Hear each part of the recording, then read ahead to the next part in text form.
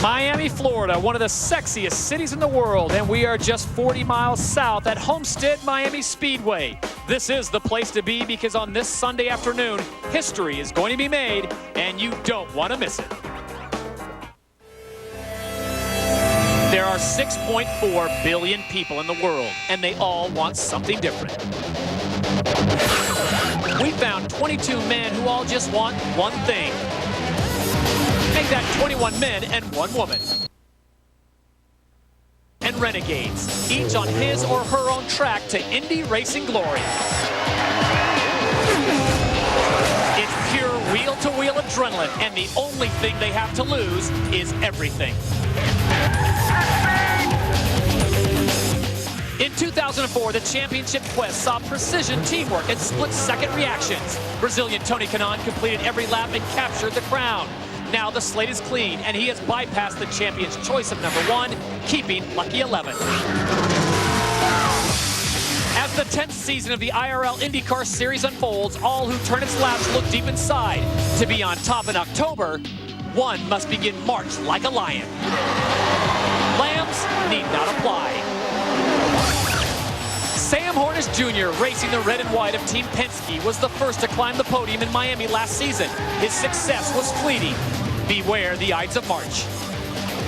Buddy Rice became the newest American racing legend, tasting milk as the Indy 500 champion, only to be turned on his head one too many times. When he found out which way was up, a championship was out of reach. Kanaan and his Andretti Green crew are now marked men. Our reigning champ calls Miami home. And now 21 of his closest friends are moving in for the weekend. It's time to put away the valuables. The 2005 IndyCar season starts now.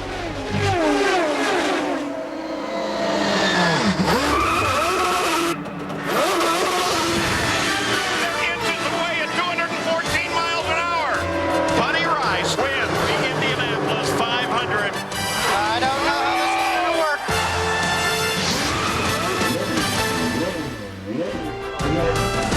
Welcome to Firestone Race Day and the start of a new season and a new era in the IndyCar Series.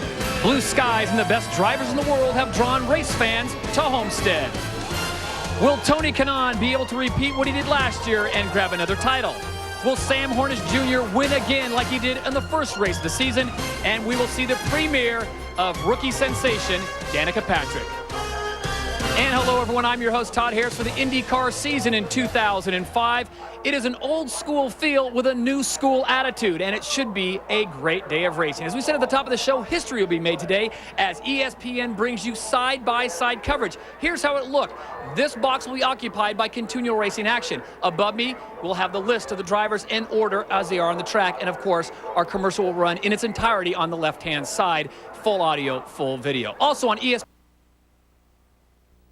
cameras being carried by our good friends and colleagues Gary Gerald and Jacques Lazier. And I'm fortunate enough to have 2 great men who know a little something about being in the winner's circle joining me this year in the broadcast booth. Who will win it in Texas? It's Scott Goodyear. Second time in 3 years, Team Penske goes 1-2. This time it's Gilles Lefebvre winning the 87th Indianapolis 500-mile race. 2 of the best in the business. Apparently, they didn't get my footage in time, but we'll get to that another time. Gilles Lefebvre and Scott Goodyear. Scott, as we look to the talent pool here in 05 IndyCar Series, it is extremely deep. Todd, we absolutely have the most competitive field that we've ever had in this series. When you think about it, 11 of 12 championship drivers from last year are returning with the same team again this season. Adrian Fernandez, who was an owner, comes now as an owner and a driver possibly later in the season. You think about all the competitive teams: Penske, Target, Rahal, and then Andretti Green Racing with championship Tony Kanaan. He won last year. Well, I have to say he's going to have a hard time repeating in 05. One thing that Tony Kanaan was able to pull off last year is he completed every lap of every race. A remarkable feat, but can he do it again? It's always a great feeling when you wake up in the morning and you know you're the champion, and know there is always somebody, especially back home, that reminds you that every day. But now it's a new year. We're going to have to start all over again. When you win, that's what happens. You're always going to be the target, so I don't feel any pressure. Just I'm going to do my job. like I always did, nothing different. And no matter how, no matter how many races we'll win, or if we lead most laps like we did, if we finish every lap like we did, the goal is to win the championship. And whatever I have to do to make it happen, I will. Gilles de Ferran, you maybe know Tony Kanaan better than most people. Can he do it again? Todd, I think three things can happen with a champion. You can become overconfident, in which case you become more mistake-prone. You can become a little bit blasé, like I've done it all before. I don't need this stuff anymore. And in which case, that would not be good for his championship. Or he can do exactly the same thing as he did last year, put the same amount of energy, put the same amount of focus on his work, which I actually think that's what's going to happen to Tony this year. All right, for more on the champ, we head down to pit row and our Dr. Jerry Punch. Well, Todd, Kanaan's numbers from last year were most impressive. Not only did he win a championship and earn almost $3 million along the way, he completed every lap and every race along a grueling 16-race schedule. And champ, today, though, the slate is wiped clean. What will it take for you to duplicate that impressive season of a year ago? We're not even pretending to do that again. So that's stuff that happens once in a while. So we're going to try to do our best this year. I think we do have very good organization. Nobody left. Same team, same people, same engine, as good as always. So we're going to try to just do our best and try to do, win another championship. Start way back in 14th today. How long will you stay there? Not long, believe me. You watch. You guys know me from last year. I've been in the back before, so I'll be up there with my friends in a hurry for sure. Hey, good luck to you. Thank you. My guess, by lap 5, he'll be 5th or better. This race 1 year ago not only launched Tony Kanaan toward a championship, it also proved to be the highlight of the season for Penske Racing. Hornish to the low side, Castro Neves to the high side, setting up for turn number 3. Hornish by a nose at the exit of turn number 4. Who's going to win it, Mike? Sam Hornish Jr. comes off of turn number 4. Here comes Nelly under the inside. Hornish will win it. Going into last year, Marlboro Team Penske with two-time Indy 500 winner Helio Castroneves and two-time series champion Sam Hornish Jr. was thought to be the team to beat.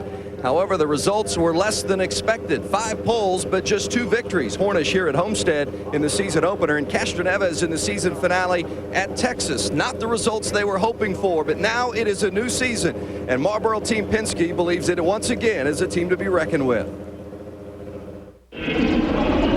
We are very focused. It will be a very competitive season again, and hopefully we're gonna be right there on top of the line. In this sport, the combination of driver, chassis, and engine greatly determines a team's ultimate success or failure. Series insiders say that last year, Honda engines had a distinct horsepower advantage over the Chevrolet and Toyota power plants, leaving Marlboro Team Penske at a huge disadvantage. We knew we were always fighting an uphill battle. Not only did we have to have the car handle a little bit better, we had to drive at 10 tenths all the time. And I think that's what got us in trouble a couple times, or at least got me in trouble. Achieving what we did in the last 4 races last year, capturing the pole position, that was incredible for us. Obviously, that's not all. Racing wins and championship, and that's what we're looking for. We won the first race, we won the last race, and that created great momentum for 2005. Sam Hornish Jr. and Helio Castroneves are 2 of 18 drivers returning this year. They will be joined by 4 new faces. Patrick Carpentier makes his IndyCar debut, as well as the rookie everybody's been talking about her, Danica Patrick. Danica Patrick, just another pretty face? How many speeding tickets have you talked your way out of? 6. 6? What do you say? Oh, you just bat the eyelashes, huh? Or are her obvious looks just a fraction of what she brings to racing? Since she was 13 years old, getting a start on ESPN2, she has climbed the ranks of the open-wheel ladder system. Yesterday, Danica qualified 9th at her first IndyCar event, proving she is a force to be reckoned with. And I'm joined now by Miss Danica Patrick. Danica, the day has finally come. What is your personal goal today? I think I just need to keep my nose clean, stay out of trouble, don't do anything silly, make sure I hit my marks in the pit lane, and race clean. I don't want to go out there and look like a wimp in any kind of situation, but I don't want to be stupid either. And so it's a fine line I'm going to walk because of my experience level. But I got to tell you, I'm going to do what I can do, and I'm going to keep my foot down as much as I can do that, and hopefully go forward, really.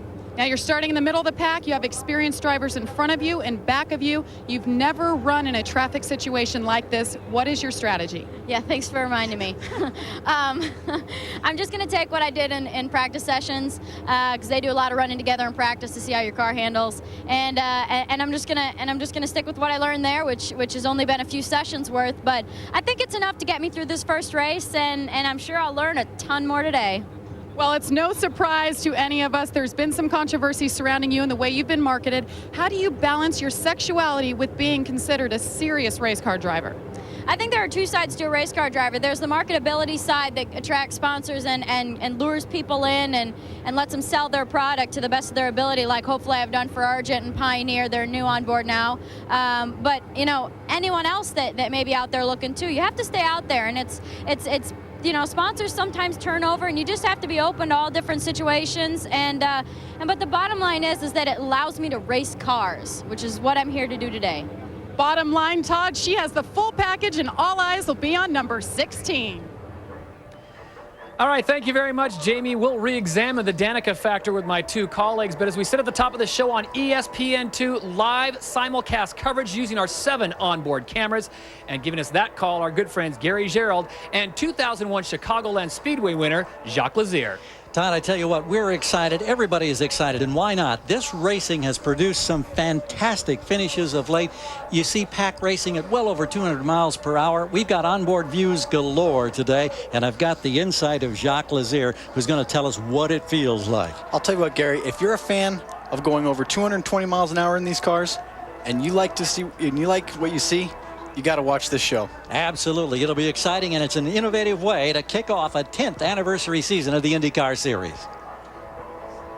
Thank you, Gary and Jacques. When we return, we'll further examine the debut of Danica Patrick, and Jill and Scott will give their opinion on how she might respond to the pressure.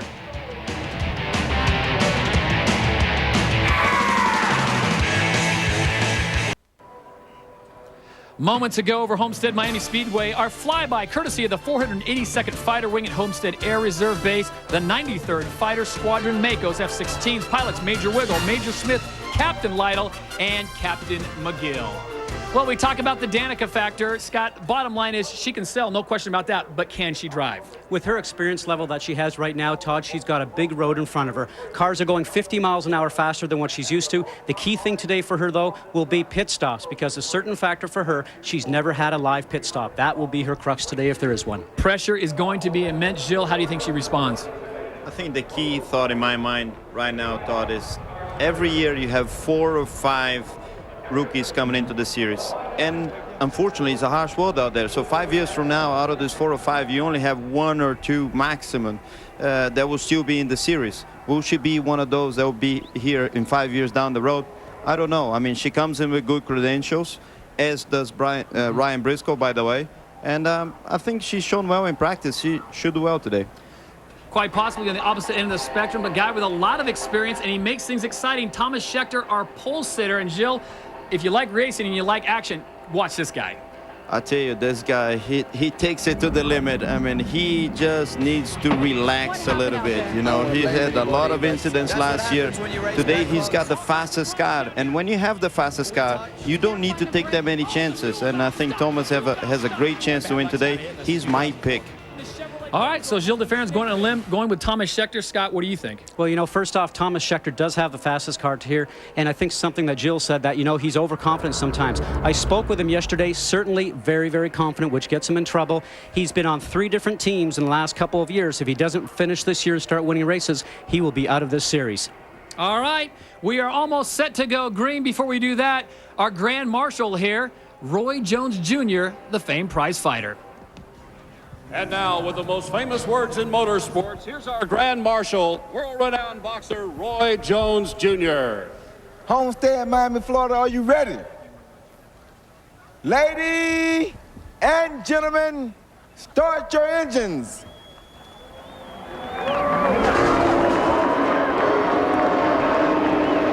Thank you for watching Firestone Race Day.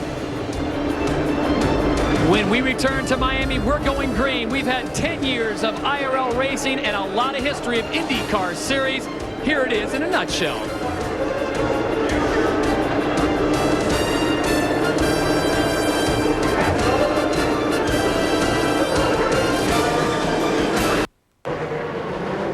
Welcome back to Homestead-Miami Speedway. The cars beginning to roll. We are moments away from the start of the season opening Toyota Indy 300. Let's take a look at several super teams in the sport. We begin with the Fab Four of Tony Kanaan, Dan Weldon, Dario Franchitti, and Brian Herta, who combine to produce 5 poles, 8 wins, and a championship for Andretti Green Racing. Now joined by team co-owner Michael Andretti. And Michael, got to ask you, how does this mega team top what you guys did back in 2004? Well, it's definitely a challenge for sure, but you know, we know we're all up for it. We've done a lot of hard work over the winter, and you know, there was areas where we felt we can improve the team, and hopefully we've made the right adjustments, and hopefully we can keep our little bit of edge that we had last year. Good luck to you. Thank you. Vince? Roger Penske's driver, Sam Hornish Jr., has won 3 of the 4 events here at Homestead-Miami Speedway, and Helio Castroneves led nearly half the laps here last year as his team finished 1-2 with Sam winning and Helio finishing second. Roger, what's the key today to having another pair of drivers finish up front? Well, I guess do the same thing we did last year and maybe keep going from our Texas win. We've got a little more power this year. I think the 2 drivers are going to work together. They had a lot of good conversation. I think running together is going to be key in the first part of this race, because if you run side by side, it's going to be difficult to pass. It's Roger Penske. Thank you, Roger. Jamie Little? Well, Team Rahal Letterman Racing has a new addition to the family this year. They've gone from a 2-car team to a 3-car team. Of course, adding Danica Patrick alongside Indy 500 winner Buddy Rice and Vitor Mira. You're looking now at co-team owner Bobby Rahal. I asked him, why Danica, of all the fast drivers out there you could have chosen? He simply said she's the first woman in racing that has the total package. Guys, he truly believes she can become the first woman to win an IndyCar race. All right, thank you very much, Jamie. As we take a look at our Toyota starting grid. Row number 1, Thomas Scheckter gets the pole. He will be next to Vitor Mira, number 17 on the outside. Row number 2, Thomas Engie, a rookie, next to Indy 500 winner Buddy Rice, number 15. Row 3 looks like this. It's Dario Franchitti on the inside with Scott Sharp, renewed power on the outside. In row 4, Helio Castroneves and teammate Sam Hornish Jr. running for Team Penske. Row 5, Danica Patrick and Roger Yasukawa. Row 6, it's Dan Weldon, part of the Andretti Green team, and Darren Manning, part of Target Chip Ganassi. Row 7, Brian Herta and Tony Kanaan, teammates for Andretti Green. Row number 8, Koski Matsura and Scott Dixon, the champion back in 2003. Alex Barron is in row 9 on the inside, and A.J. Foyt IV, number 14, on the outside of row number 9. Patrick Carpentier in the Red Bull and Ed Carpenter on the outside, the Vision Racing, one of our new teams. And finally, Paul Dana, a rookie, and Ryan Briscoe on the backside. Well, there is your pole sitter in Thomas Scheckter. Scott, I'm going to put you on the line. Who do you like? I like Vitor Mira on the outside. Spoke to him the other day. Very confident, very quiet. He'll get the job done today. And Gilles? I told you before, I think Thomas Scheckter, he's got the fastest car, and I think he's going to get a lot calmer this year. I think the key to the race today is, you know, do you take all the downforce off or not? The green flag is out. 2005 IndyCar Series is off. You want March Madness? I got your March Madness right here. We're going 200 laps on the 1.5-mile oval. Thomas Scheckter staying out front. Vitor Mira, we talked about this gentleman. He tucks right in behind him. Right now, he was doing the smart thing, but staying tucked behind. Now he's trying to go by Scheckter on the outside of turn 4. Jill, you know when you've been off all winter and you're getting that race car for the first time, the first thing you want to do is lead the first lap, just like Vitor did right there. Keep your eye on Tony Kanaan. He said to our Dr. Jerry Punch that he was going to be moving up, and Vitor Mira, he has certainly come to play. Interesting to note right there that the Pennzoil car seems like it goes through the turn just a little bit quicker than Vitor's car does on the outside. So as they come through one more time, it's Thomas Scheckter and Vitor Meira, then Buddy Rice, and the 6 of Sam Hornish Jr. This track, Gilles, he is almost dominating for the last 4 years. I tell you, he's been so fast here, Scheckter, over the last few days of practice. If I was Vitor, I would just tuck him behind Thomas like he's doing and try to pull away from everybody else. Right now, we have the number 2 car coming into the pit lane, and that's the other Chevrolet-powered car. Guys, we were talking earlier this week, will the Chevrolet-powered cars make it through this race with all the horsepower they've developed here in the last little while? Right now, Thomas Scheckter knows that his teammate's already in pit lane. Schechter's in the pits, but his teammate, Eng is in the pits. His teammate, Thomas Scheckter, is out in front, and he has this is the first time he's led since Kentucky of last season. But as we said at the top of the show, gentlemen, Thomas Scheckter is a guy to keep your eye on, always exciting, always pushing it, and he is actually working with Vitor Meira, Gilles, as they're pulling away. Very smart thing they're doing now. They're just slowly pulling away from Buddy Rice, as you can tell. Let's check in quickly down on pit road with Jamie Little. Well, guys, it's a gearbox issue. He cannot get the car into 4th or 5th gear. Tough break, only 1 lap down. Well, that's tough, Scott, right off the bat. Well, that's the same problem that he had yesterday. I spoke to him after the final warm-up, of which he did not participate in. He said there has been a gear selection problem, could not fix it for warm-up, thought they would have it fixed for today, but that's a bad case for that situation right there for Thomas Enge. So the Rockstar Chevrolet, as Jamie Little report, he is down right now, missing those 2 gears as we go on board with Tony Kanaan. Well, Tony said it. You know, it wouldn't take very long for him to get up front, and right now he's running 8th. I think he is now probably going to calm down and see what's going to happen. Now, he's in no hurry. He can see the leader right in front of him, and he can take his time a little bit. He's changing the weight checker now. He's probably handling not so good. Just ahead of him, quite possibly the best battle taking place, and that is Sam Hornish Jr. overtaking Buddy Rice on the outside.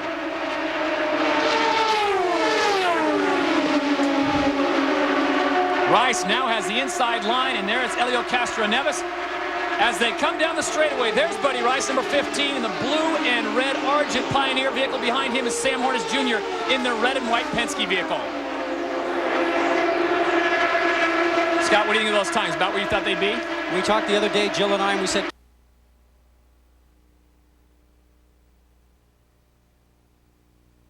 on the fuel system, meaning producing a lot of horsepower for this speed. At some point in time, the pits are going to tell them, turn the fuel down, make the engines run lean, get some fuel mileage so you can extend your fuel window.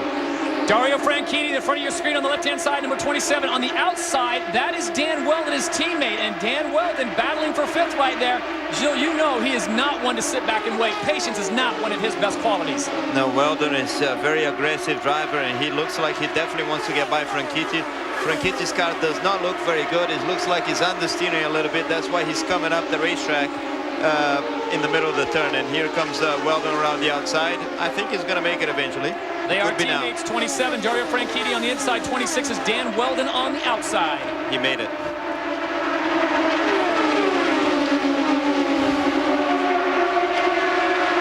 We are 10 laps in, scheduled for 200. Your leader, Thomas Scheckter, being trailed closely by Vitor Meira and Vitor Meira's teammate in Buddy Rice. Buddy Rice now has caught up to the 2 leaders. You know, he took a few laps, I think, to get going. Maybe the tire pressure was a little bit too low, and his car might not have been feeling very good at that time. But now he's slowly catching up to the leaders again. Thomas Scheckter out in front. You are looking at Buddy Rice, number 15. He is the defending Indianapolis 500 winner. But it is Scheckter, Meira, and Rice, 1, 2, and 3, as we check in on pit row with Vince Welch. Scott Sharp started 6th in the Delphi Fernandez Panos, but he's all the way back to 15th. He's lost 9 spots, but no problems with the car. Talked to a crew member. They said he's just settling in. It's a long race. They just want to get comfortable and go from there. But right now, no problems for Sharp, despite dropping 9 spots. All right, thank you, Vince. Scott, you saw that as he made that pass on Patrick Carpentier. A very impressive move. He has the strength, no question about it. Scott Sharp may be one of the fittest drivers as we are going yellow into turn 2. We've got smoke coming out the back. Now that is the 3rd Honda motor that we've seen go this week, guys, because a couple of them went in practice. So are they pushing those engines so hard to keep up with the Chevrolet power? It'll be an interesting race to see how many Hondas may fall out today. That is the 27 ride of Dario Franchitti. Something gave loose, so Andretti Green down to 3 cars, and he can't even make it in to pit entrance there on turn number 3. An unfortunate turn of performance for Dario Franchitti. Indy Racing has no timeouts, and the same goes for ESPN. You're watching continuous coverage. We call it side by side.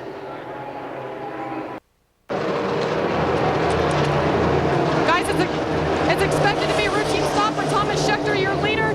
Fuel and tires. Vince? Both the Penske drivers are complaining about a push. Helio Castroneves and Sam Hornish Jr. are both in for their stops. Castroneves getting a slight turn of front wing in his car, and now both cars are off for Team Penske. Wow, a bottleneck there, and Thomas Scheckter gets shuffled back. The problem he had was Scott Dixon was coming into his pit, Scott, and he couldn't speed up. Now remember, the speed limit on pit row was 60 miles an hour, and Brian Barnhart, the president of Arrow, said he will harshly enforce that. Well, he's certainly looking at that. There's a new timeline system actually in the pit lanes right now. Speeds are controlled electronically. They always know what's going on. Look at that. There's the pit exit there in the report. Basically, the red arrow shows they dropped. The green arrow, they moved up. And Thomas Scheckter drops all the way back to 4th place, with Scott Dixon moving up as well as the 3 car in the 55. I think what they did with Scott Dixon was what we call short fueling. You don't put all the fuel in there, so you have a quicker stop. Let's send it down to pit row. Dr. Jerry Punch with Kyle Moyer. Hey guys, Kyle Morgan, the team manager for Dario Franchitti, and one of the early cars out here. And Kyle, we saw smoke. What was the problem? Well, I mean, you saw the smoke, you know, so you know what happened there. Something that usually ever happens with the Honda. You're usually really good with it. And it's just one of those things, you know. Tony Stewart had this at Daytona a couple years back, went on to win the championship. So, I mean, we got our work cut out with this. We had a pretty good car, just doing our fuel deal and everything like that. But, you know, now we got our work cut out with this rest of the season, but the other guys will handle it today. No warning at all? Do you have any indication you were going to have a problem at all? No, she just went right away. All right, tough break. You see the long faces here in the Dario Franchitti pits. All right, thank you very much, Dr. Punch, as we get a look at Tony Kanaan, currently running 14th, started 14th, so he really hasn't done anything. Good to note, though, Brian Herta, Dan Weldon, and Paul Dana, as well as Alex Barron, did not pit. So they are out of sequence as we go on board with Danica Patrick. And you got to say, so far, so good, Jill, for her. I think she's doing okay. She's keeping her nose clean. Yeah, she's fine. All she has to do is hang in there and not get into too much trouble. I mean, it's early in the race. It's plenty of time. The one thing for her right now, though, Jill, as you well know, not only at the beginning of the season, you want to make sure you get the first stop in cleanly when you're an experienced driver, but when you are a rookie, that first stop is monumental. You just want to get in, get out without any incident, and that's what she's done. Lap 17 complete here at the Toyota Indy 300 Homestead-Miami as we set it back down to pit row and Vince Welch. Ray Lato's the engineer for Danica Patrick. How was her first stop, and what's the reaction from her in the early stages of this race? We're doing fine. We had we played a conservative. Everybody took their time. We got a nice clean stop in. Got that first stop jitters out of the way early here today. I think we're doing fine. She was just settling in. Got a bit of understeer in the car right now. She's just feeling out the traffic. I think we're doing pretty well. The pit stops are going to be key for her today. Did you give her any particular instruction heading in? Well, we've been practicing at every test we go to. The guys are really consistent, and it's just a matter of not losing time in the pits. I think that's what we talked about was, there's nothing to be gained by trying too hard. It's just being conservative and trying not to lose them. So far, so good for Danica Patrick. All right, thank you very much, Vince. ESPN's presentation of the Toyota Indy 300 is brought to you by Toyota.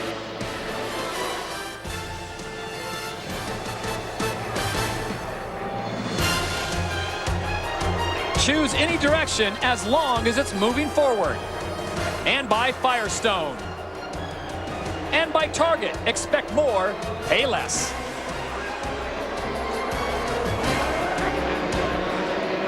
As you see the top 5 right now, a quick shuffle. Thomas Scheckter, as we go on board with him, quite possibly the biggest loser in that last pit exchange. No doubt about it. This is Thomas' biggest challenge to date now. He was leading. That's always a nice position to be. Now is when he has to calm down. He has his first disappointment of the race, but his car is good enough to go all the way back to the front. So now he can take his time to get there. We do remind you as we go on board with Brian Herta, our current leader. Herta, Dan Weldon, Paul Dana, and Alex Barron did not pit, so they are out of sequence. Scott, good move? A good move as long as they don't have to come in underneath the green for the next fuel stop. We'll have to wait and see. And they are bringing them up to speed. The green flag is out, and they accelerate. Watch out for Paul Dana. This to the inside. You got to be kidding me. That's not going to fly, guys. Underneath the white line. Jill, you touched on it a second ago. Calm down, Thomas Scheckter. Make sure you do everything correctly. I don't see that as working. He's in a hurry again. Well, he's got a lot of laps to get it done, and we're only in lap 20 at 200. Someone needs to let him know we've got 180 to go, but there you go. You see, he realizes that. He's actually getting off the gas and letting everybody that he passed in front of him. There he goes. You know, and the key thing about that, you know, you can let off and let people by, but you can do that accordion thing. It's been your mistake. Right. You've now turned around, take your foot off the gas. Nobody expects it, and bang up it. You end up causing an accident. Let's look at it one more time from his point of view. I thought for a second there he had a second thought on pitting, and here it is. On board with Thomas Scheckter as he drops down low. Lots of speed, doesn't know to go left or right, and there he is way below the white line. Boy, that's a good thing the pavement's there. I gotta tell you, it didn't look to me like he jumped the start though, because I was looking at the little light on the right-hand side of the screen, and it looked green to me, but obviously he was going much faster than everybody else. Oh, absolutely no jump at the start, and as you know, the rules are you can go whenever it turns green, but the key thing right now is you cannot pass underneath that white line. We have a new leader. That is Dan Weldon, number 26, the runner-up last year to Tony Kanaan in the IndyCar Series. And Dan Weldon has certainly got his tires up to speed, but we remind you, he has yet to pit so far. You know, he started 11th, moved up to 4th. Now he finds himself in 1st place. I'll tell you, we talked so much about Tony Kanaan and the start, that he could do this great start and all that kind of stuff, but the man of the early race, you're looking at him right now. He started way back in somewhere in 13th, I believe, and now he's leading the race. He's done wonderful. Dan Weldon out in front. He inherited that lead from Brian Herter, who came out of our last pit stop in 1st place. Now the teammates run 1 and 2. Brian Herter right there, number 7 on the XM satellite ride. Brian Herter's a guy at the top of the show. In talking with Dr. Jerry Punch, he thought Brian Herter would be the guy to beat today. Well, very technical driver, does a lot of the development work for the Andretti Green Racing team. So you watch Brian Herter right now, and you mentioned that those guys didn't stop. So let's remember that those cars are lighter for fuel load right now because the other guys have filled up with fuel during their stops. So lighter car is going to go faster. But right now, Brian Herter, I'm sure he wants to win. He's just trying to tuck in behind his teammate directly in front of him right now. He's trying to save some fuel because they did not stop. Jill, in a sport that carries speeds in excess of 210 miles an hour, it's kind of hard to preach patience to your driver, isn't it? I'll tell you, if one guy can have patience, Brian is the guy. I mean, he's been racing for many, many years. I raced all my IndyCar career against Brian. He's very, very smart, very experienced, and I think he's doing totally the right thing. And let's send it down to pit road. Dr. Jerry Punch with a very disappointed Dario Franchitti. Exactly, Scott, and one of the preseason favorites here, Dario. A frustrating beginning to the year for you, huh? I can't hear a word you said, Jerry. A frustrating day for you. Any warning at all? No, I got some warning coming out of turn 4 there, and they took it as far as turn 1 to let go, so very frustrating. Had a small imbalance in the car, but we could have fixed that in the first stop, and not the start we were looking for at all. Dario Franchitti, disappointment here at Homestead-Miami. Well, Dario Franchitti earned his first IndyCar Series victories in 2004, winning at Milwaukee and Pikes Peak, part of that Andretti Green team, extremely fast. They still have 3 cars out there, so Dario will cheer on the rest of his teammates, and we've got action once again involving the 4, and he is getting awfully close to Helio Castroneves, the 3 car. And here comes Thomas Scheckter again. He's going in 3rd place. See how fast he is. He just blew by Helio. And he's now in 3rd place chasing Brian Herter and Dan Weldon. He's really fast. Scott, talk about the Chevrolet. What is the story? They have certainly turned the corner here in Miami. Well, you know, we saw a hint of this last year at the very last race at Texas where Thomas Scheckter was very, very fast and led, but the Chevrolet power plant actually did not complete the entire race. There, this weekend, they're looking at it and saying, you know something, we think we have the power. Will we finish? We don't know. There's only one car out there right now that will be able to tell the difference, and that's the Honda power cars. On board with Tony Kanaan, and Kanaan right now sits in 7th place. So Kanaan being consistent, he is the man last year who completed every lap of every race on his way to winning the title. And there is Danica Patrick. Danica Patrick, as you pointed out, the only female in the field today, the rookie on board, and she has done exactly what she's had to do. Very impressive. The Toyota 300 is live. And we are watching Danica Patrick on board. Vince Welch made a great point in his interview saying we are going to do exactly this. Bring her along slowly, Scott. And as a driver of Danica's stature, they're doing perfect for her. When I spoke with her the other day, she says, you know I have to finish all the races for the pure fact that I need the experience to be able to learn. The learning curve for me is going to be huge. She's gone through the first pit stop that we mentioned right now. She's probably settled in. Now she's trying to learn about the car, learn about the other drivers that are out on the racetrack that she's not raced against before. Let's quickly go on pit row with Jamie Little.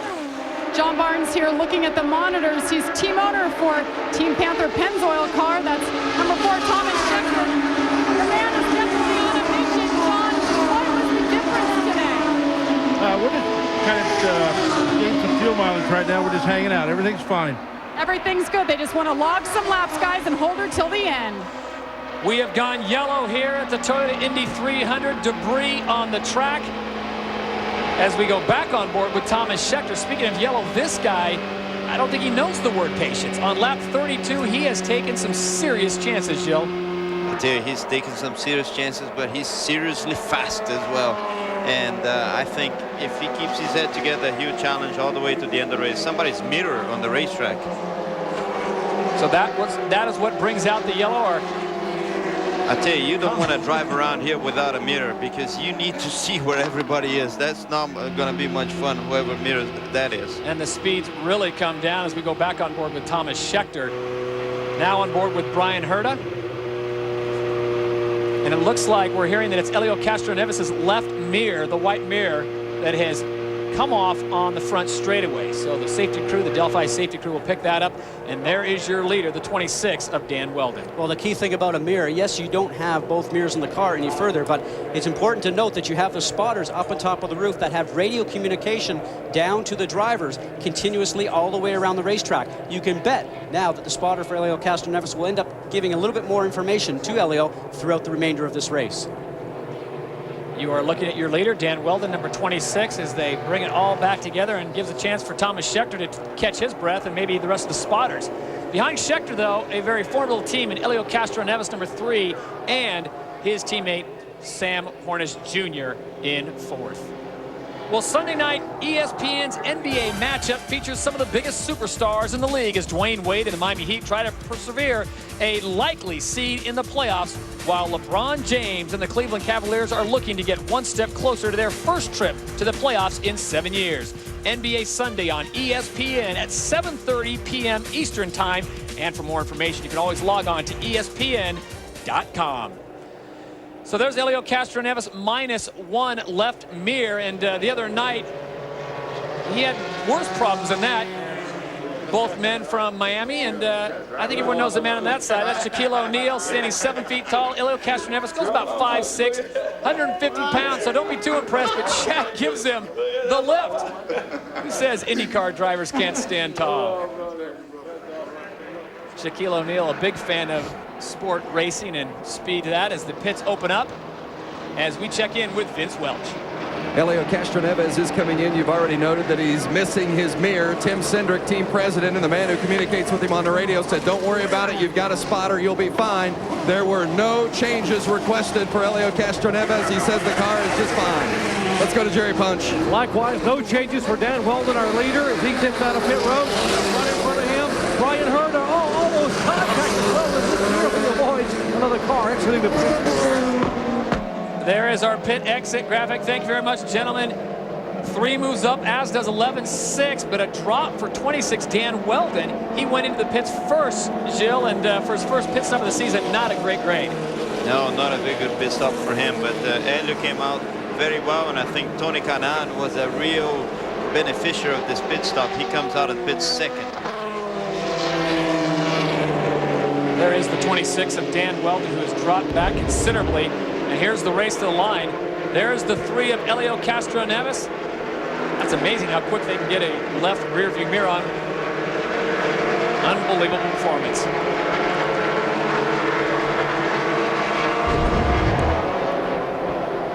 Well, the Toyota 300 is live, and we're keeping you in the driver's seat with side-by-side action on ESPN.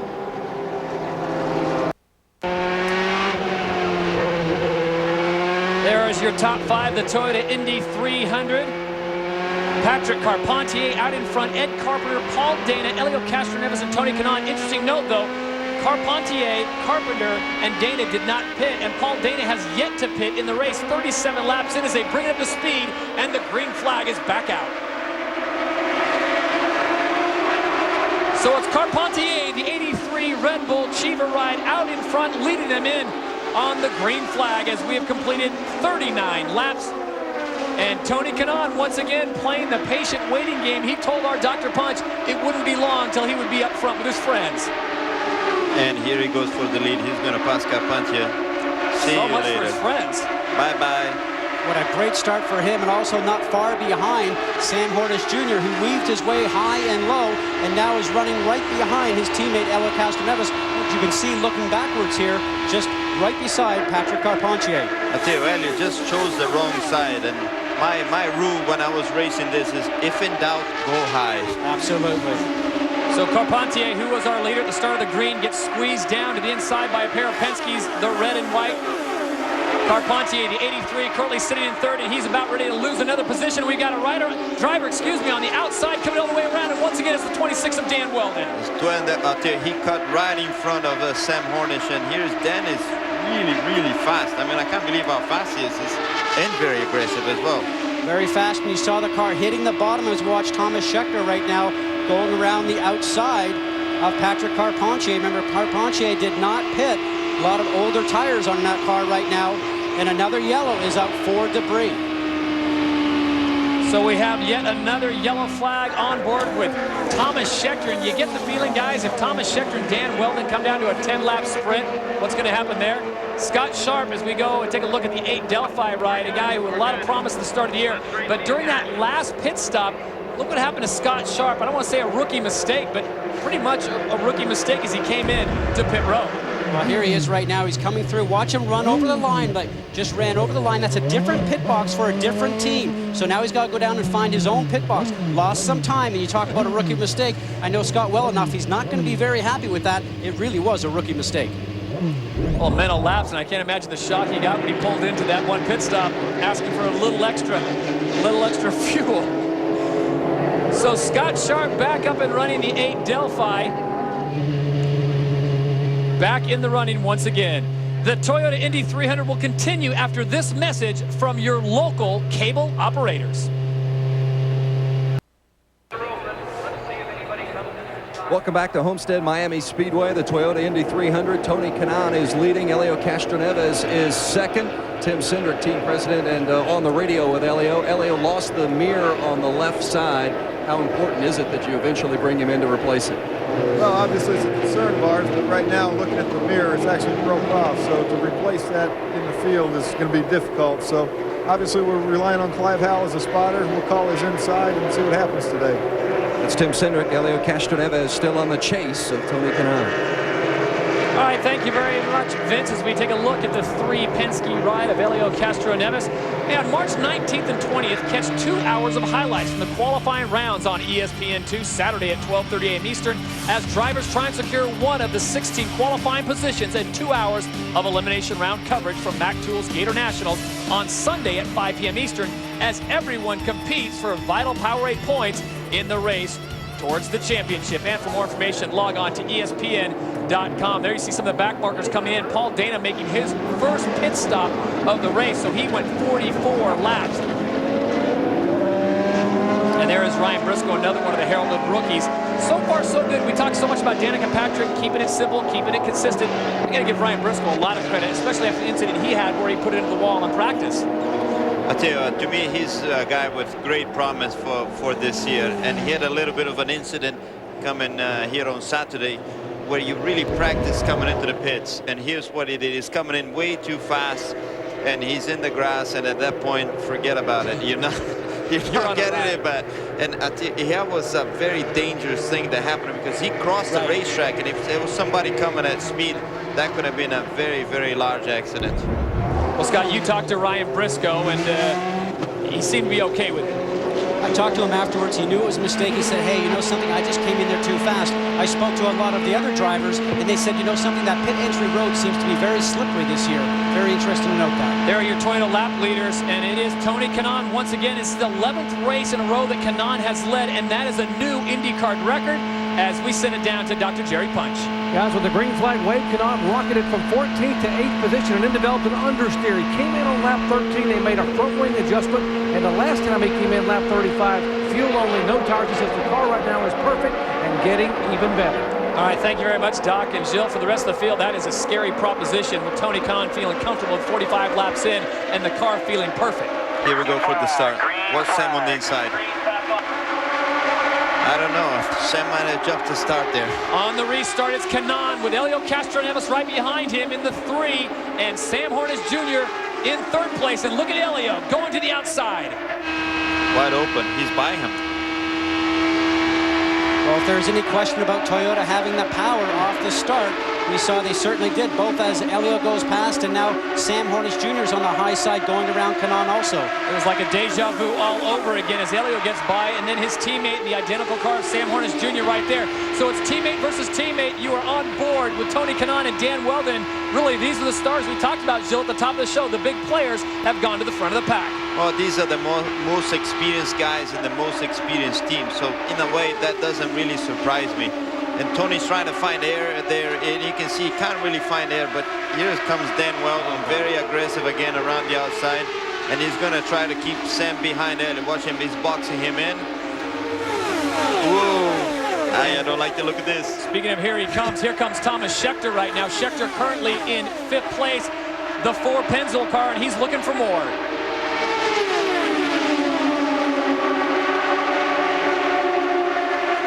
There is the front of the pack right now. Helio Castroneves in 1st place. His teammate Sam Hornish Jr. now just yields up 2nd to number 26, Dan Weldon. So Weldon right there going high. Now he will drop back down. And what will that do to Sam Hornish? Is that going to suck away all his air? Yeah, I mean, if he drops back down on the middle of the straight, on the middle of the turn, that's not very good. But as he did there, that's okay. And I tell you, I think he's going to try to go and challenge Helio. Here he comes. So it's Helio Castroneves out in front. Dan Weldon sitting in 2nd, and just like on cue from Gilles de Ferran, Dan Weldon's going to challenge him. Sticking a nose up there, Scott. Impressive move, but very much a very patient drive for a 26-year-old driver. And right now almost looks like he gave a little wave there when he went up beside Helio Castroneves. But that is also power, guys, to be able to go down the straightaway like that around Helio and then just pull in front. 26 is Dan Weldon, your new leader, part of the Andretti Green Team. He was the runner-up last year to this man, Tony Kanaan. And Kanaan currently sitting 4th, but I have a feeling, Jill, Tony's okay with this. He's just being confident, but look at the steering wheel. Scott points that out. I think it looks a little loose there, Scott. What do you think? He's not turning it very much, is he, Jill? He's just turning little bits at a time. Very nervous he looks to be on there right now. Probably tells you the car is loose. It's not a very fun ride when it's like that, is it? No, it's not. See, the comparison is where with Thomas is quite clear. You can see he's steering quite a bit more in the middle of the turn. There's your Firestone telemetry as we go on board with Thomas Scheckter. 216 miles an hour. The most impressive part of Thomas Scheckter, and I wouldn't expect anything else, bottom of your screen, 101% throttle. He's got that thing mashed. When the car is handling well, even in traffic, it should be flat all the way around. Sometimes you hear the guys lift like he just did there now. That's a little bit of understeer. That's a little moment. But if the car is handling perfect, one should not need to lift. So Thomas Scheckter currently sits in 4th place, and it is Scheckter whose driving has been extremely exciting. Dan Weldon leads, but can he hang on? You'll see it all as we go side by side from Homestead-Miami Speedway.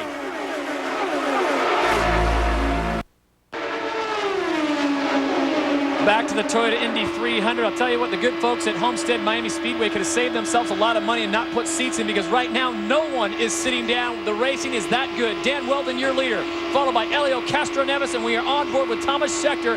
There's your running order. Tony Kanaan still lurking in 5th place, and Sam Hornish has been moving some people around himself as he sits in 4th place. And we'd like to thank our sales partners, Toyota, Firestone, Target, and XM Satellite Radio for their support of ESPN's new side-by-side coverage. It allows you to see today's race even during commercials. This is what I call formation flying.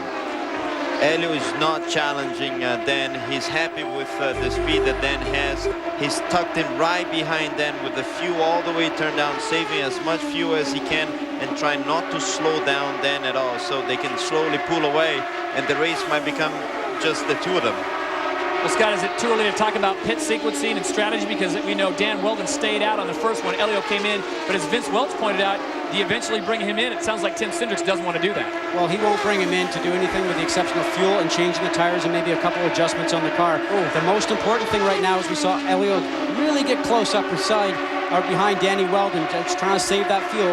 The key issue right now for both these guys, stay in line, save fuel, and try to get to the next yellow so you don't have to pit underneath green. Gilles, this field is too talented, though, for these two guys to tuck and run away, isn't it? Well, I don't know. They seem to be doing a really, really good job of that, and I think more to Dan than anything else, because Dan is really pulling this train at a very fast speed at about 212 miles an hour, which is, you know, if you compare it with qualifying speed, that's very fast. So it's Weldon and Castroneves 1 and 2. There is the 4, the yellow car of Thomas Scheckter, who has given us some extremely exciting moments. And on the inside, we've got a yellow once again. Coming out of turn number 4. An unfortunate turn of events for one of the target Chip Ganassi rides. I think it's Ryan Briscoe. And it's Ryan Briscoe, the rookie we talked about from Australia, was having such a good run.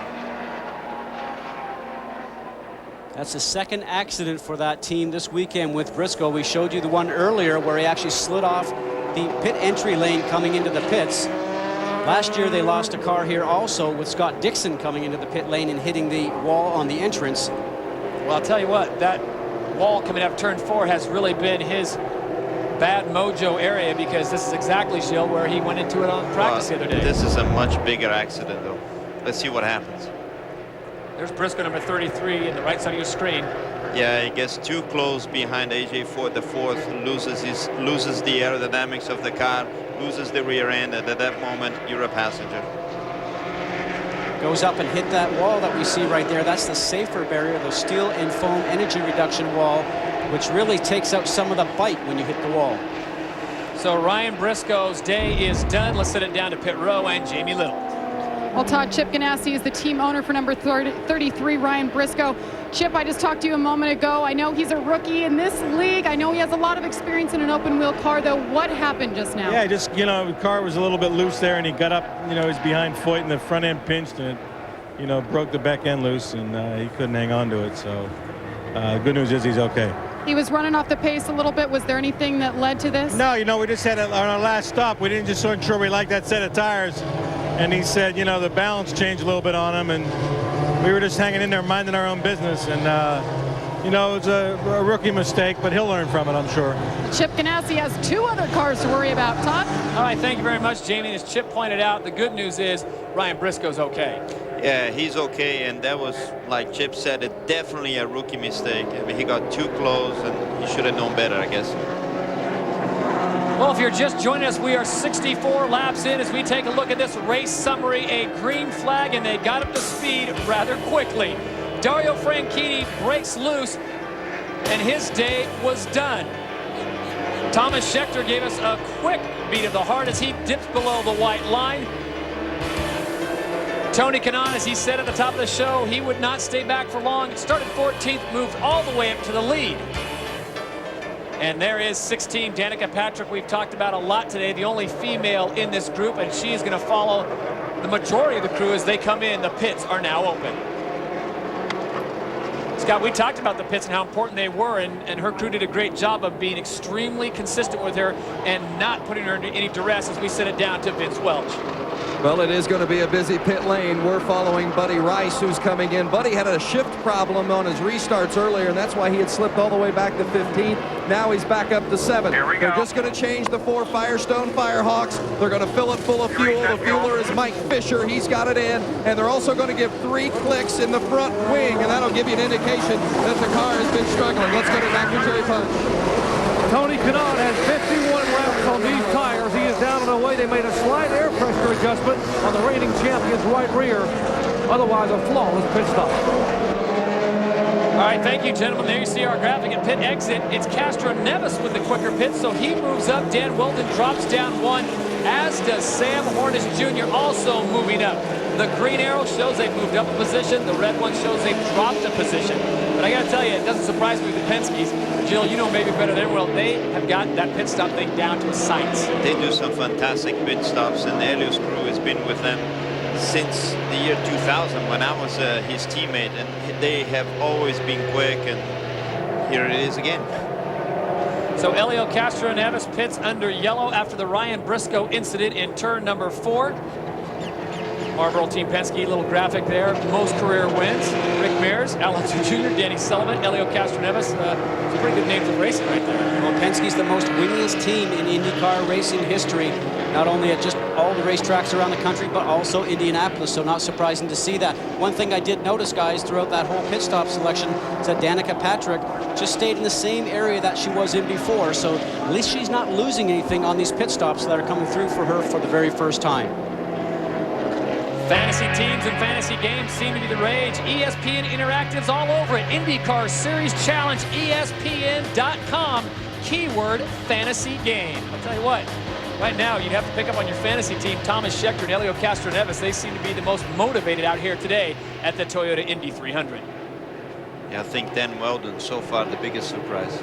Well, we are under yellow currently at Homestead-Miami Speedway. Ryan Briscoe, the rookie from Australia, coming out, and Jill, I hate to say it, but it was a rookie mistake. His own team owner said this. On the right side of your screen, the 33 just loses everything. And Scott, at that point, Jill makes a great point. You're pretty much a passenger. Well, I think we learned something from Chip Ganassi when he said the car was already loose. So if an experienced driver knew that, he would get away from those 3 cars in front of him, get away from that dirty air until he can get in through the next pit stop and make an adjustment. But as a rookie, you don't know that, and here you are, you pay the price for it.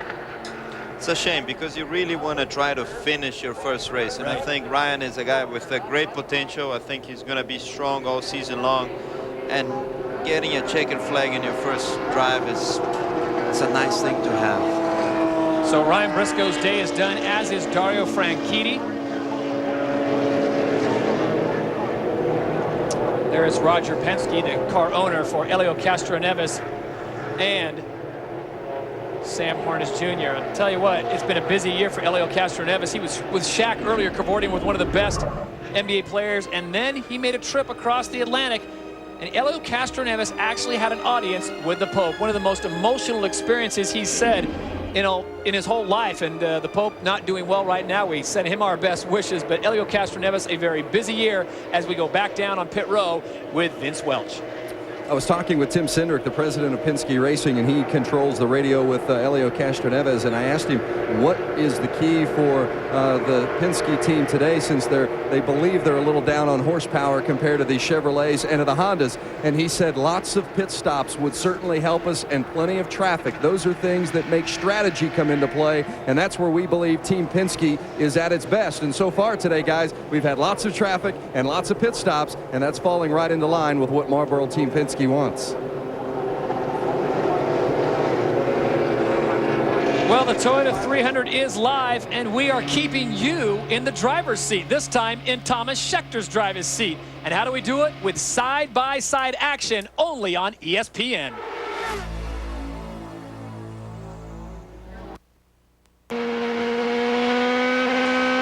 Visor cam in full effect of the Toyota Indy 300. Your leader, Helio Castroneves, followed by Dan Weldon, Sam Hornish Jr., Thomas Scheckter, and Brian Herden. Helio has led 100 or more laps in 3 of the last 4 races in 2004. And Scott, talk about momentum.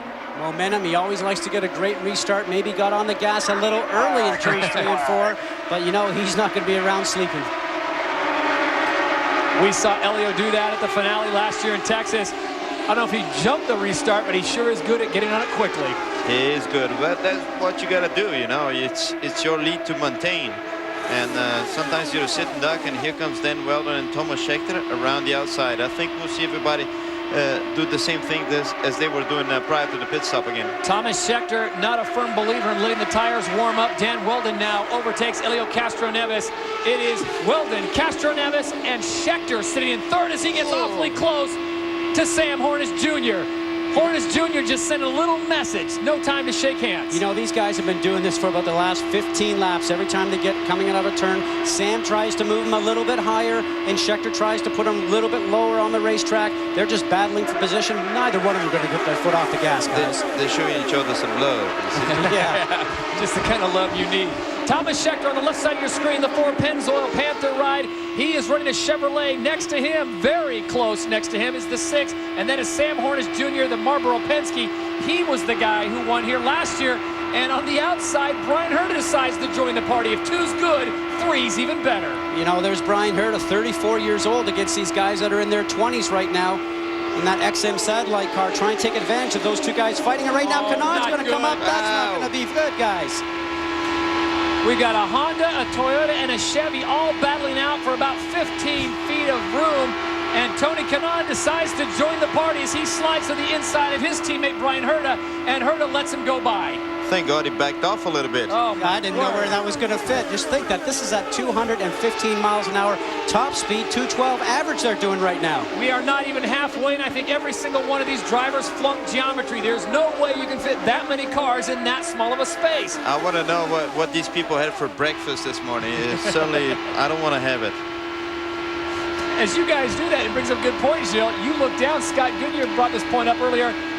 You look at this now as a former driver, what do you think of what these guys do? I think I must have been insane. I don't remember doing anything like that. You know, it's funny, I can remember having a conversation with my wife, Leslie, about this when I retired, looking at this race and going, I can't believe how close these guys are doing it. She said, you know something? I've been watching this for years, and you guys never seem to realize what the spouses feel. Selective visuals. Dan Weldon has certainly got a burr under his saddle as he has gone out front and starting to check away from Elio Castroneves, who leads the second group. It's Castroneves and Thomas Schechter right there. You can see the top of your screen just how far ahead Dan Weldon is. I tell you, Dan Weldon is really checking out. He's being very, very impressive today. I didn't expect him to go that fast, but hey, he's proving me wrong. Oh, so that close. is the picture of trust when you can go 214 miles an hour with a guy. That is unbelievable. 2 feet apart. I'm glad I'm here in the booth with you and not out there right now. And Tony Kanaan looks like he made some changes that last pit stop to make his car a lot more comfortable, because now he's being able to weave in around the traffic and 3 wide going into turn 3. But once again, the common denominator here is Thomas Schechter pushing the issue. Well, look at mercy. Spotter, talk to me. Tell me where he is. They are going to scrape the Firestone paint off those white walls any second. They don't want to touch. Touching is not an option.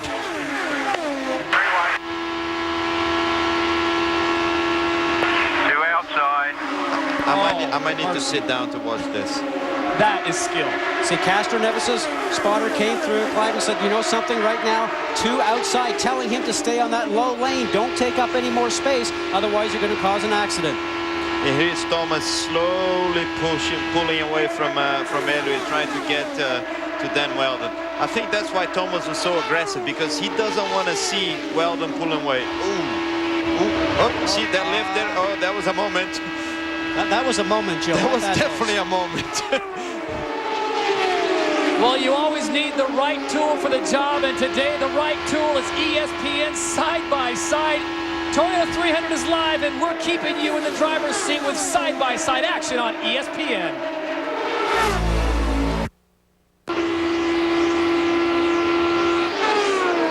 Welcome back to Homestead-Miami Speedway. It's the Toyota Indy 300. We are 83 laps into this affair, and I'll tell you what, folks, this is a lot more exciting than watching Martha Stewart come out of prison as Tony Kanaan and his closest friends are going wheel to wheel at over 200 miles an hour.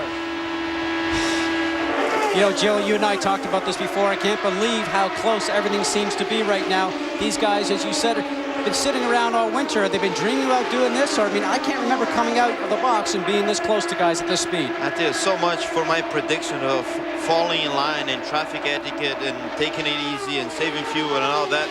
That doesn't look anything like that to me. Well, it seemed like a high-stakes poker game there while everyone was all in. It looks like now everyone's going to lay back a little bit, and as Jill pointed out, they are getting into flight formation, running a smooth line. Your leader continues to be that man, number 26, Dan Weldon, part of the Andretti Green team, the runner-up last year, as he has led 45 laps thus far. And Danica Patrick, the Danica Factory, the only female in the field today, currently 16 right now, and that is her car number, Danica Patrick. But she has been very good, and Rookie of the Year points, gentlemen, are certainly going to come into it as we check in down on pit row with Vince Welch. Todd, the biggest questions for Danica today were pit stops and running in traffic. She's made 3 pit stops, no significant mistakes. Everything has run smoothly. In traffic, her team says they just want to let her develop her own comfort zone, get comfortable. If she wants to get racy, then get racy. But most importantly, they want her to be around for the entire 200 laps and finish the race today. All right, thank you very much, Vince. As you were speaking, Danica got a little jiggy on the hand movement right there. I think good move by her. You saw Alex Barron just moved up high a little bit. He had to get out of the gas, and she just slid underneath him. She's doing just the right thing, Scott. What do you think? Still sitting about 3 cars back of you, but he's got nothing for you. Where do you think Bobby Rahal is looking, Scott? Well, he's just watching all 3 of his cars out there, maybe with a bit more of a stronger eye towards Danica because she is the rookie in the field. But very impressive run for her right now. For as young as she is, her composure is so impressive. Her interview with Jamie Little, she seems to get it, and she's not going to go out there and try to wow everyone, not only with her promo posters, but with her driving. She is a very smart girl. As we take a look at number 26, that is Dan Weldon, your leader. There are your Toyota lap leaders. Weldon at 48, Schechter at 13, a very shaky 13, and a very exciting 13. Castroneves 9, and Tony Kanaan at 8. As we send it back down to pit row, and Dr. Jerry Punch. Guys, a moment ago, Michael Andretti and John Anderson and company telling Dan Weldon, be mindful of the fuel. Remember, we have got to be very, very careful. Use the fuel settings. Dan came back and said, guys, when I do that, the car does not like it. Do you understand? When I try to move back the fuel, the car doesn't like it. What's he referring to, guys? Well, the key thing right now, there's a knob on the steering wheel, Jill, as you know, that you can actually adjust the fuel trim. So it sounds like when the car runs at 100% fuel, the car works very well. Now, maybe there's a malfunction in some of the other settings, and the car doesn't run clear enough for him and feel strong enough. But you know something, Joe, as a race car driver, that's the excuse I'd use too, because I just want to go fast. Well, I had that problem before, I must admit, where the car just works on one, what we call fuel setting or trim setting, only a maximum power. And here we watch Thomas Schechter looking back at Eli Castroneves. Yellow. There's a yellow flag out. The yellow flag is out. Be careful what you ask for, and that is the 15 of Buddy Rice. Obviously, if you're still rolling, see if we can make it back to the pit here. Now, we don't know for sure, but... Get some water ready, pop the motor cover off, put it back down, and get the car out of here. Smoke coming out of the tailpipe. That's another Honda, guys. It's very strange. We've seen that happen a few times this weekend. Well, their biggest concern, as you heard them, is they've got to see if they can get it down to pit row. If they can do that, they're going to crack the cover, get some water on it, and try to get him right back out. It looks like Buddy's going to have enough power. That's something we don't want to see. Buddy Rice on pit row when he should be out racing. One of the most talented drivers, winning the Indianapolis 500 last year. Yeah, shame. He and his teammate Vitor Meira started really well, but now they have a kind of a quiet race. Vince Welch, what do you know? Well, Buddy Rice has come in. He's turned the power off. I'm with Scott Rimke. Scott, any diagnosis initially? No, we're going to take a look at it. Looks like we broke something back there. We're just getting going, so we'll see if it's fixable. Never a good sign when you have to turn the power off. Yeah, it's not good. That's Scott Rimke, and as you see, Buddy Rice is sitting, and he is not going anywhere anytime soon. We'll visit with him when he gets out, if indeed his day is done. All right, thank you very much, Vince. And you can just see the body language on Buddy right now. Not happy about that. There's nothing he can do at this point as he sits there and they try to figure it out. Scott Rimke, one of the best in the business, and looks right now, Scott, like they don't know what the problem really is. Well, it could be something like a pipe or a hose or something that could have been causing that spray. Very good to see that he actually had the engine running when he came in. You can see all the moisture coming on Scott Sharp's camera right now. A little bit of that gets on the tires too. You know, you got to be very cautious to know how much is actually coming on the track so you don't run inside where it's all wet, because if you do, man, you'll slide the ball. And more importantly, the Delphi safety crew out there is going to try to check the track and make sure there's no debris on there as we send it down to pit row one more time. Jamie Little. Guys, Thomas Schechter running second right now. He's expected to have a routine stop, 4 tires and fuel. Let's see how he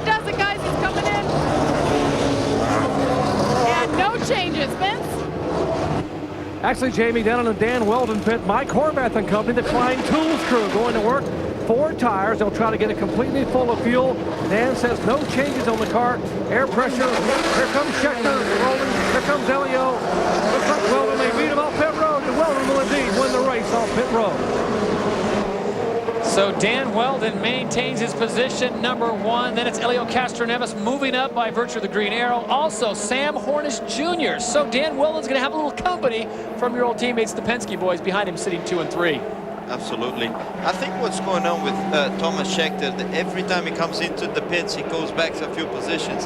It's because he stopped on the beginning of the pit lane, and I think that's really hurting him every yellow stop. What do you think, Scott? Absolutely. You have the pit selection in this race from where you finished the championship from last year. It always goes from where you are in the championship. If he finishes up front, for instance, 2nd or 3rd, the next race, he'll be 2nd or 3rd in the championship. He will pit in this 1st or 2nd pit spot. The advantage is always at the beginning of the pit line, and that's the key thing for all these racers.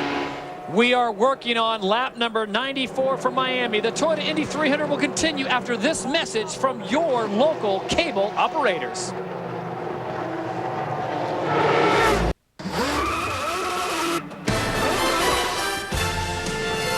ESPN's presentation of the Toyota Indy 300 is brought to you by Toyota.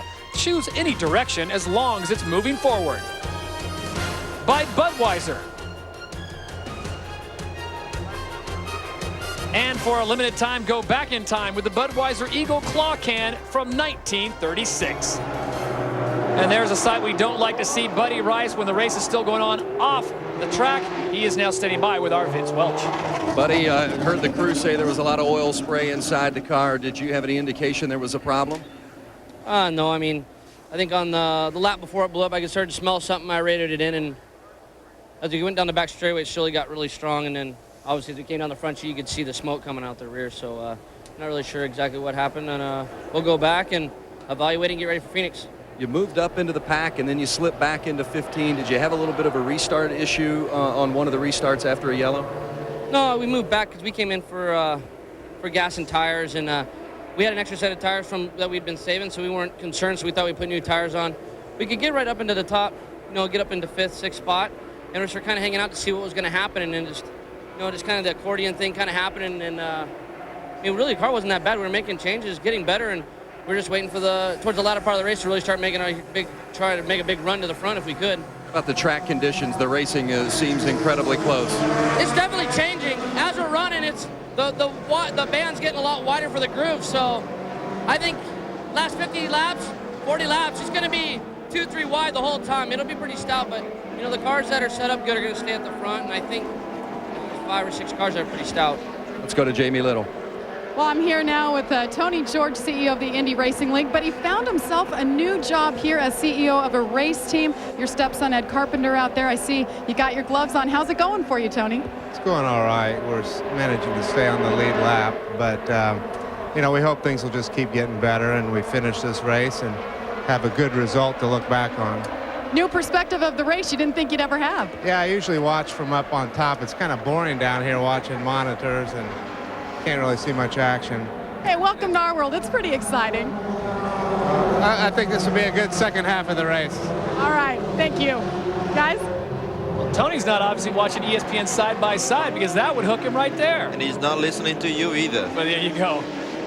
There you see his stepson, as Jamie pointed out, Ed Carpenter, the 20 Vision car. Guys, this opens up, I don't say Pandora's box, but a lot of, I don't say controversy, but a lot of thought goes into this. Is it okay with him being the head of the IRL, the Indy Racing Series, and also having an interest in one of the cars? Well, I guess the view that I look at it is that it's his son, and he wants to be able to support him in any way he can, so I agree with him. You think about Bud Selig, who runs Major League Baseball, also a former owner of the Milwaukee Brewers. Jill, he's kind of wearing 2 hats. Yeah, there's potential for conflict of interest, but let's watch this green flag. The green flag is out, and they are bringing it up to speed. Dan Weldon on the inside, and Elio Castroneves is feeling froggy. He jumps to the outside. Outside, outside, outside, outside. You like that sound, don't you? Not clear. Almost touched there. Not clear. That's not clear. Weldon give him a little push, trying to say, I'm coming up a little bit, and Elio has to back off just a skosh. That's what you're trying to do, is move the other driver up the racetrack so he doesn't get around you. You know, that previous start that we tried to have, Weldon got a jump on it. He obviously didn't get a good enough start. 3 wide right now. Scheckter right in the middle. Thomas Scheckter once again a factor in tight racing action, and this must be the way Scheckter likes it, as we are halfway through the Toyota Indy 300. And Jill, you happy with what you've seen so far? I tell you, the spotter upstairs must be going outside, inside, don't move anywhere. Got a bit of a square dance call going there, and Thomas Scheckter now sliding back as Tony Kanaan reasserts his position on the track. So it's Weldon, Castroneves, Hornish Jr., Kanaan, and Scheckter. One of the interesting thing about the spotter, you could almost sense how close the guy was by how hyper the spotter was on your radio. Ooh, what happened there? Something wasn't right with Tony Kanaan's car. He had to lift off the throttle mid-turn. And right now he's trying to move up to make a little bit less room for the guys trying to go around on the side of him, which right now is Scott Sharp. Tony Kanaan running wide. He is the defending champion. Currently slides back, and he sits in 5th place. But for a guy who started so far back in the pack, Jill, you said it, he was going to be in the play. I tell you, I don't know what happened there, but he's been consistently in the front, and he's a new guy coming into the front pack. Is Scott Sharp for the first time in this race. He started there, but he immediately went backwards, and now he's back up there in the front. Scott Sharp getting very close with Tony Kanaan, inches away. Just on your corner, he's holding with you.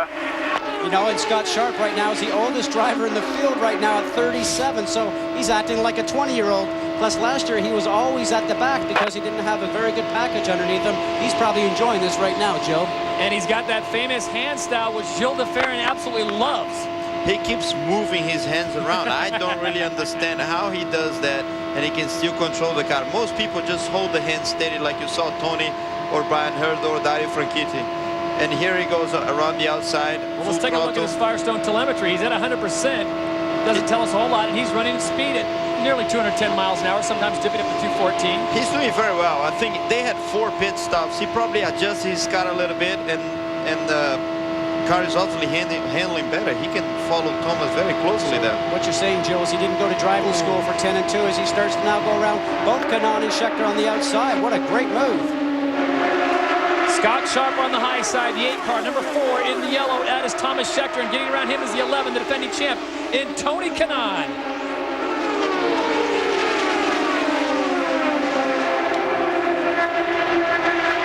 Dan Weldon continues to lead, but can he hang on with 95 laps to go? You'll see it all as we go side by side.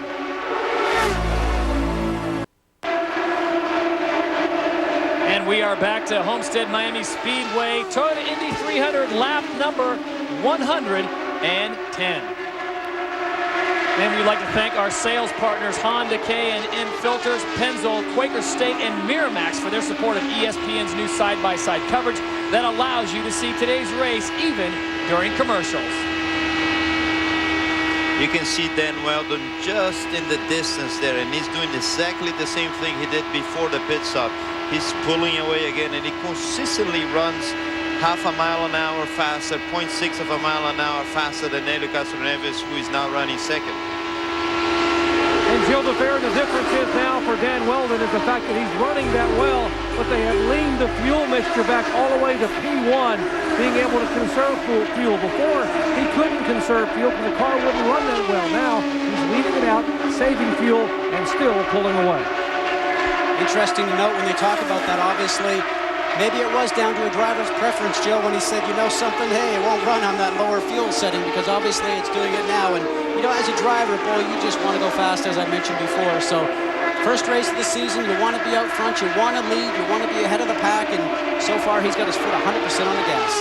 Leading by 1.187 seconds doesn't seem like a lot, but as you look on the track, he's talking about 50-plus yards, and that is enormous with the talent that's chasing him in the form of the 2 Penske cars, the 3 of Helio Castroneves and the 6 of Sam Hornish Jr. To be honest, one of the things that allows you to do is just relax a little bit. Take your time to go through traffic. You know, you don't have to worry about guys running 2 millimeters from you like you saw earlier. You know, it just, your body temperature just drops a little bit and you can go through the race. We've got an international booth and an international field. The Brit out in front with a Brazilian and an American in tow. We want to take this chance to a special hello to our international fans on today's race, which is being watched in over 175 countries and territories worldwide. Thanks for joining us, and welcome to another exciting season of IndyCar racing. You just saw Brian Herta being pushed wide there into the marbles and now getting passed by 2 cars at once. Number 24 is Roger Yasukawa. We haven't talked about him too much, but he's holding his own. He's doing a great job. You know, he just has about 1 season underneath his belt so far. 2 races last year. I spoke to him earlier. He said, you know, the key thing I want to do today is finish. I haven't been in the car for a while. I want to get miles underneath me. Spoke to Robbie Buell the other day, the team owner for that team, and he said, I'm just so happy we are competitive. He always struck me as being quite a smart guy. Every time you talk to him, he seems very polite, and, you know, he's a clever man, and I think he's got a good future in the sport. Lap 118 of 200, and you heard Buddy Rice tell our Vince Welch, look to the last 40 laps. The cars that are running the best there, it's going to be a shootout. And I've got to think right now it's going to be Dan Weldon, the 2 Penske cars, and I cannot factor out Tony Kanaan, and of course Thomas Scheckter as we check in with Dr. Jerry Punch. Hey guys, here in the Dan Weldon pit, take a look at this guy. He's been gone for a while. That is the veteran general manager John Anderson replacing Tony Cotman here. And John Anderson has been around open wheel racing for about 3 decades and has had tremendous success in every major venue. Michael Andretti was just tickled to get John Anderson back in his pits here, and he is doing a masterful job of talking to his drivers, talking him through fuel consumption, and also making slight adjustments on the car and air pressure-wise. He says, you know what? I don't want to wait till next week. I want my first win in IndyCar racing for the IRL to come today. All right, thank you, Doc. Dan Weldon currently in first place. He started 11th. Bagil, not a big surprise.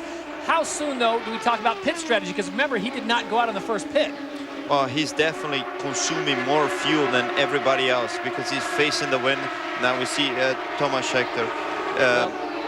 Excuse me, Jill, I started to step on you. It sounds like Thomas Scheckter has a problem. Let's check in quickly with Jamie. Guys, Thomas Scheckter, the number 4 car, just radioed in and said that he thinks that the left front nose fence, this part right here, is broken. They did confirm that that's what's happening. The next stop, they may replace the entire nose. All right, thank you very much, Jamie. Unfortunate turn of events. We'll see how that plays out for Thomas Scheckter, but it is Dan Weldon who leads the Toyota Indy 300. Can he hang on? You'll see it all as we go side by side only on ESPN. Welcome back to Homestead-Miami Speedway. Lap 125, we're scheduled for 200, and we would like to welcome the men and women of the U.S. military who are watching today's race on American Forces Network around the world. And we send you our profound thanks. There's your running order: Dan Weldon, Helio Castroneves, Sam Hornish Jr., Tony Kanaan, and Thomas Scheckter. Jill, really all the players we talked about, but fuel is seeming to be a big play right now, a big issue for all of these drivers up front. Everybody seems to be settling down, falling in line. Now and then you see somebody that thinks they got a little bit of faster car trying to move ahead of the other, but mostly they being well behaved now. Just because I said that, here comes Thomas trying to pass everyone. There's a surprise, Scott. Anything surprise you so far with 127 laps into the book? Well, the one thing I'm pleased to say that Roger Yasukawa right now is right behind Thomas Scheckter. We mentioned him a moment ago. He is starting to look like he's ready to get up in that pack and get racing. Thomas with that problem on the front wing, we just saw him earlier on. He's playing with the weight jack and trying to probably reduce understeer. I suspect he's got a little more understeer in his car now. And you can almost tell that the wing there is just falling a little bit, but it doesn't seem to be slowing him down all that much. Well, these cars are so aerodynamic, Jill, as you know. Probably just that little small wing malfunction that he has, either with a bolt coming loose or maybe rubbing against another car, would be enough to give you understeer. So they're talking about changing that whole front wing. I will tell you what, that's a big change. As we take a look at our Toyota lap leaders after 127 laps, it is Dan Weldon with the majority of them at 87, then Thomas Scheckter at 13, Castroneves 9, and Kanaan at 8. Also heard in the play, he had 5, Carpentier, and Mira had 1 lap led. And once again, Thomas Scheckter mixing it up, this time with Sam Hornish Jr. goes to the inside, and Hornish Jr. coming down on him, and Schecter's not going to budge. I think he surprised Hornish when he actually dove down the inside like that and wouldn't let Hornish get back down the racetrack. Those guys seem like they've had a battle since the start of the green flag. That was a very, very close call, let me tell you. Number 24, Roger Yasukawa, running side by side with 11, the defending champion, and Tony Kanaan. But your leader continues to be 26, Dan Weldon, out in front with Helio Castroneves in second. Thomas Scheckter now in third, and he's looking for more. Jill, I think you brought up a great point as they're getting close right now. Remember, still 212, 14 miles an hour, only 6 inches apart from each other. The key thing I think that you mentioned, Jill, is that those adjustments that he did with the weight jacker inside the cockpit probably have helped that wing that has been broken for the car to handle. Wow. I thought they touched there. Did they touch there? It looked awfully close. With Thomas Scheckter, no, look at this. Helio's telling him, use your head, calm down. There's still a lot of race to go, and Helio Castroneves and Thomas Scheckter engaged in the swapping of recipes of some sort, and Helio Castroneves gives him the international signal of use your head, according to Gilles de Ferran, and they continue to stay side by side as we go 3 wide. Just getting through some passing traffic right there with the 20 car of Ed Carpenter.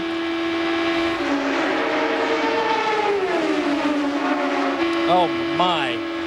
We are working lap 133 of 200. And we are bringing you continuous coverage on ESPN side by side.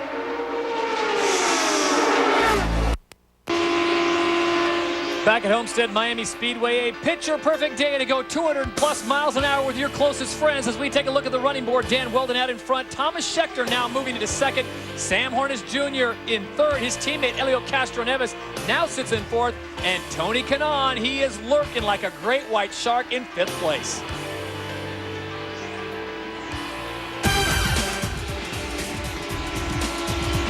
Well, your NBA looks like this once again on Sunday night. ESPN's NBA matchup features some of the biggest superstars in the league as Dwayne Wade and the Miami Heat strive to preserve a likely top seed in the playoffs, while LeBron James and the Cleveland Cavaliers are looking to get one step closer to their first trip to the playoffs in 7 years. NBA Sunday on ESPN at 7:30 p.m. Eastern. And for more, log on to ESPN.com. We send it down to Dr. Jerry Punch. Guys, here's the deal with Dan Weldon right now. They are holding their breath on the fuel mile as they are playing with the trim, according to John Anderson. That is a quote. He said, we need to get to lap 147 to make it the rest of the way on one more stop. We may not get there. We may have to come in after 144, 145. They are getting ready for him to come early, but they're praying for lap 147. All right, thank you very much, Doc. Dan Weldon continues to run out front, and they're hoping right now that the fuel economy pays off. Now I understand what's going on. That's why everybody backed off on the fuel. They all trying to make it to the end of the race with only one more pit stop. And for that, they have to stretch this stint as much as they can. A lot of smart minds down there with 57 laps to go. If you're Dan Weldon, do you stay out front or do you let someone else maybe slide around you and tail and draft off them, save some fuel? Well, he's got enough of a lead right now that he can just throttle back and be as lean as possible without hurting the engine performance and without hurting the engine internally, and just follow what the pits tell him to do and follow their instructions. And Gilles, if you're Thomas Scheckter, would you work with the Penske guys to try to reel him back in? I know that's hard to say after he and Helio and Sam have had such a great day together. I think what happened with Thomas Scheckter is he gave up that option. I think that's why we saw him a few laps ago decided to go to second place, really put the fuel all the way up and go forward, because he said, I don't think probably I can make it with only one more stop, so I'm going to go and try to catch Dan Weldon and win by virtue of speed.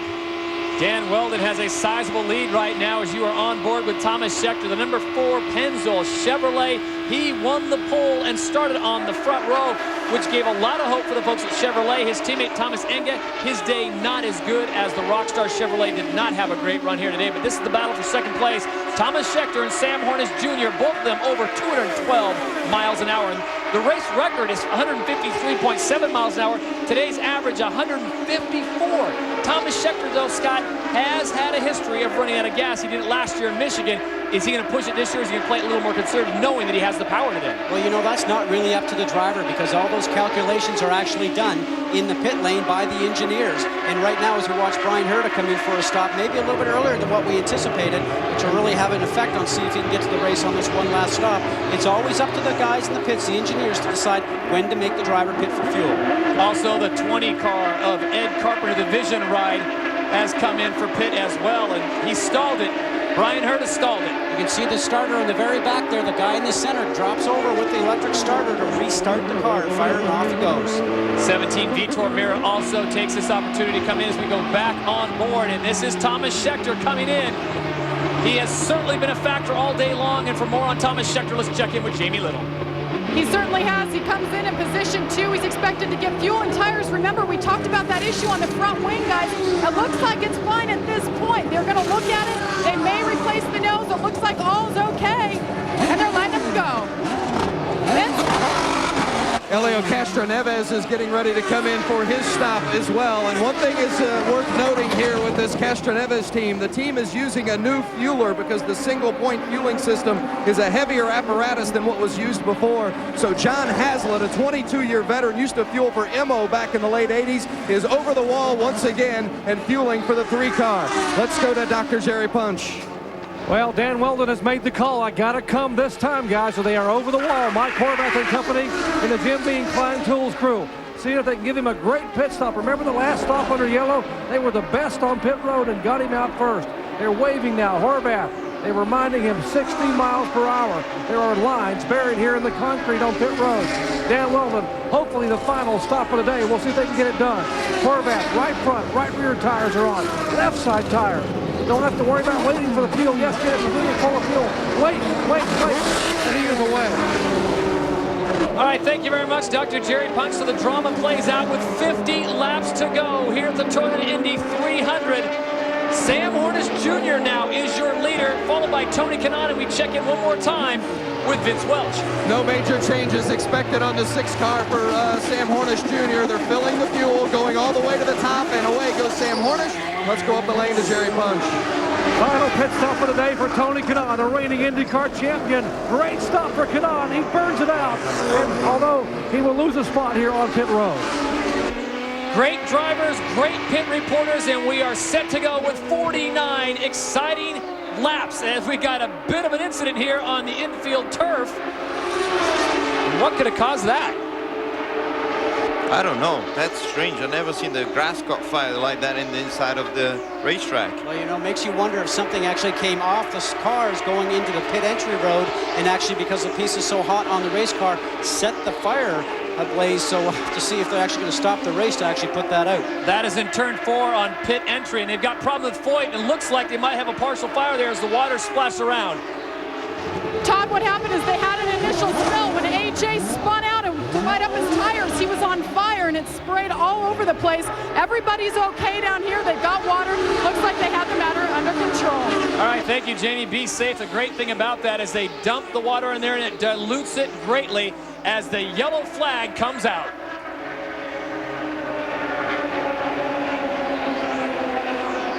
So Weldon continues to lead. The Toyota 300 is live, and we're keeping you in the driver's seat with side-by-side action right here on ESPN.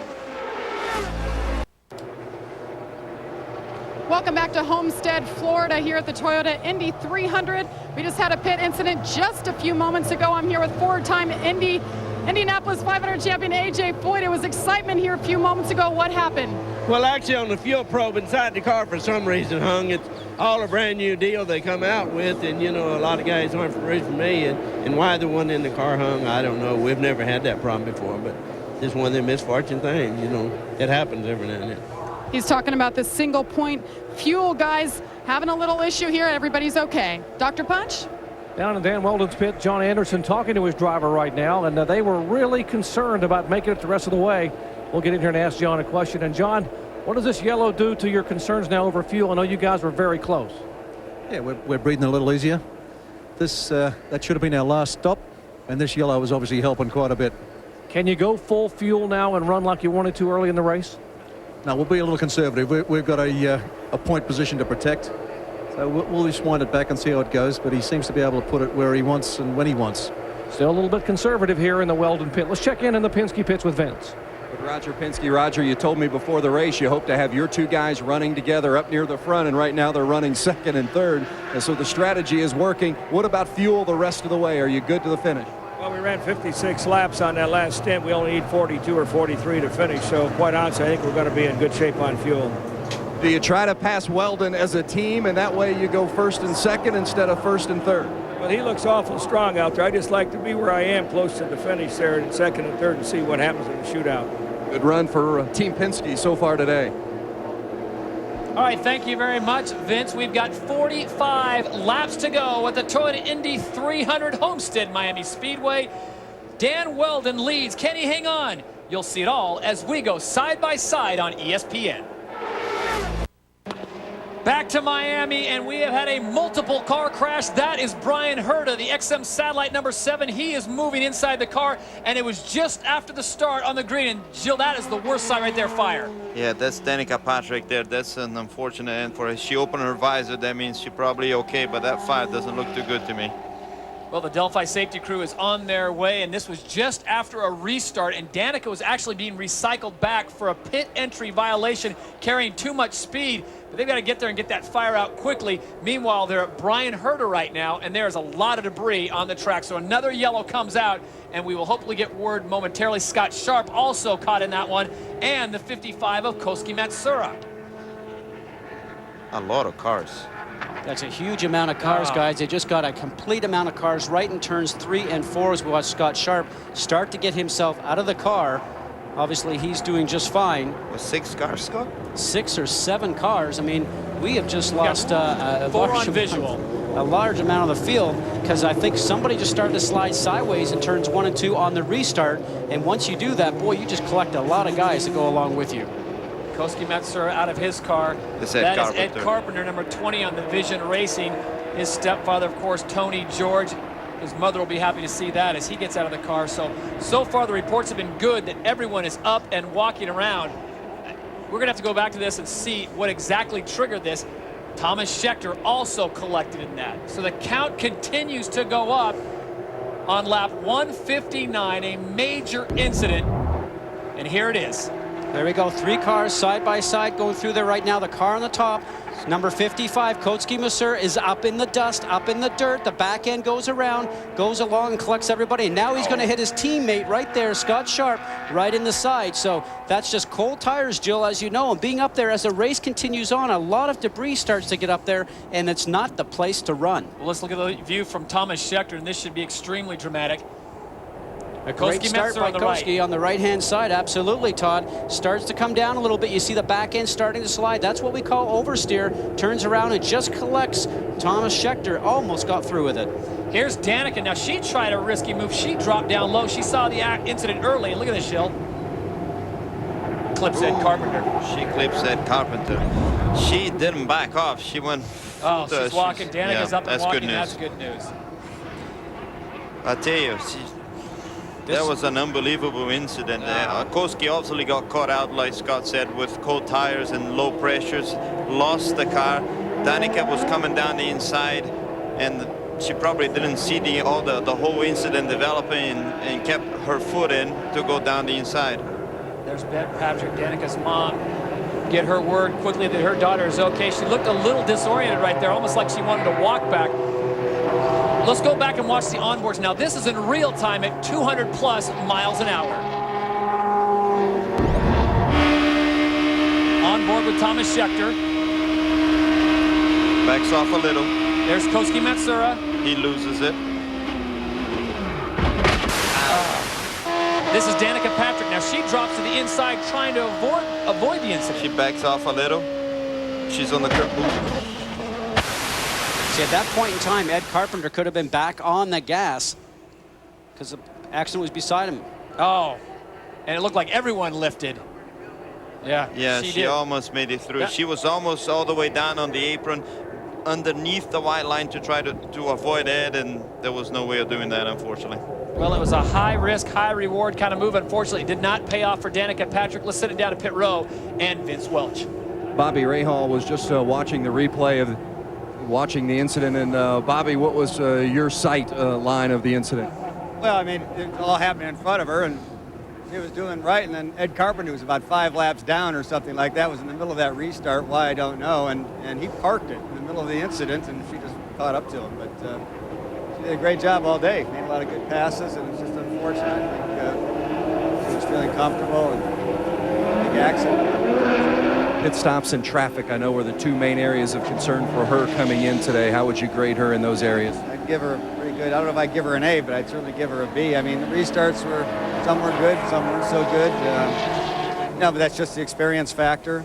A lot of those restarts, it depends on who's leading the restart, and some of these guys continue to play games, while they're leading the restarts, and it just stacks up. The further back you are, the worse it gets. So, tough day for her, but all in all, I'm pretty pleased. That's Bobby Rahal. Now let's go to Jerry Punch. Well, Tom Anderson, managing director for Kosuke Matsuura. And Tom, from your viewpoint here, what do you think happened? It looks to me like Kosuke got the Panasonic car, had a good run on that group in front of him, and they weren't quite as quick as what he thought.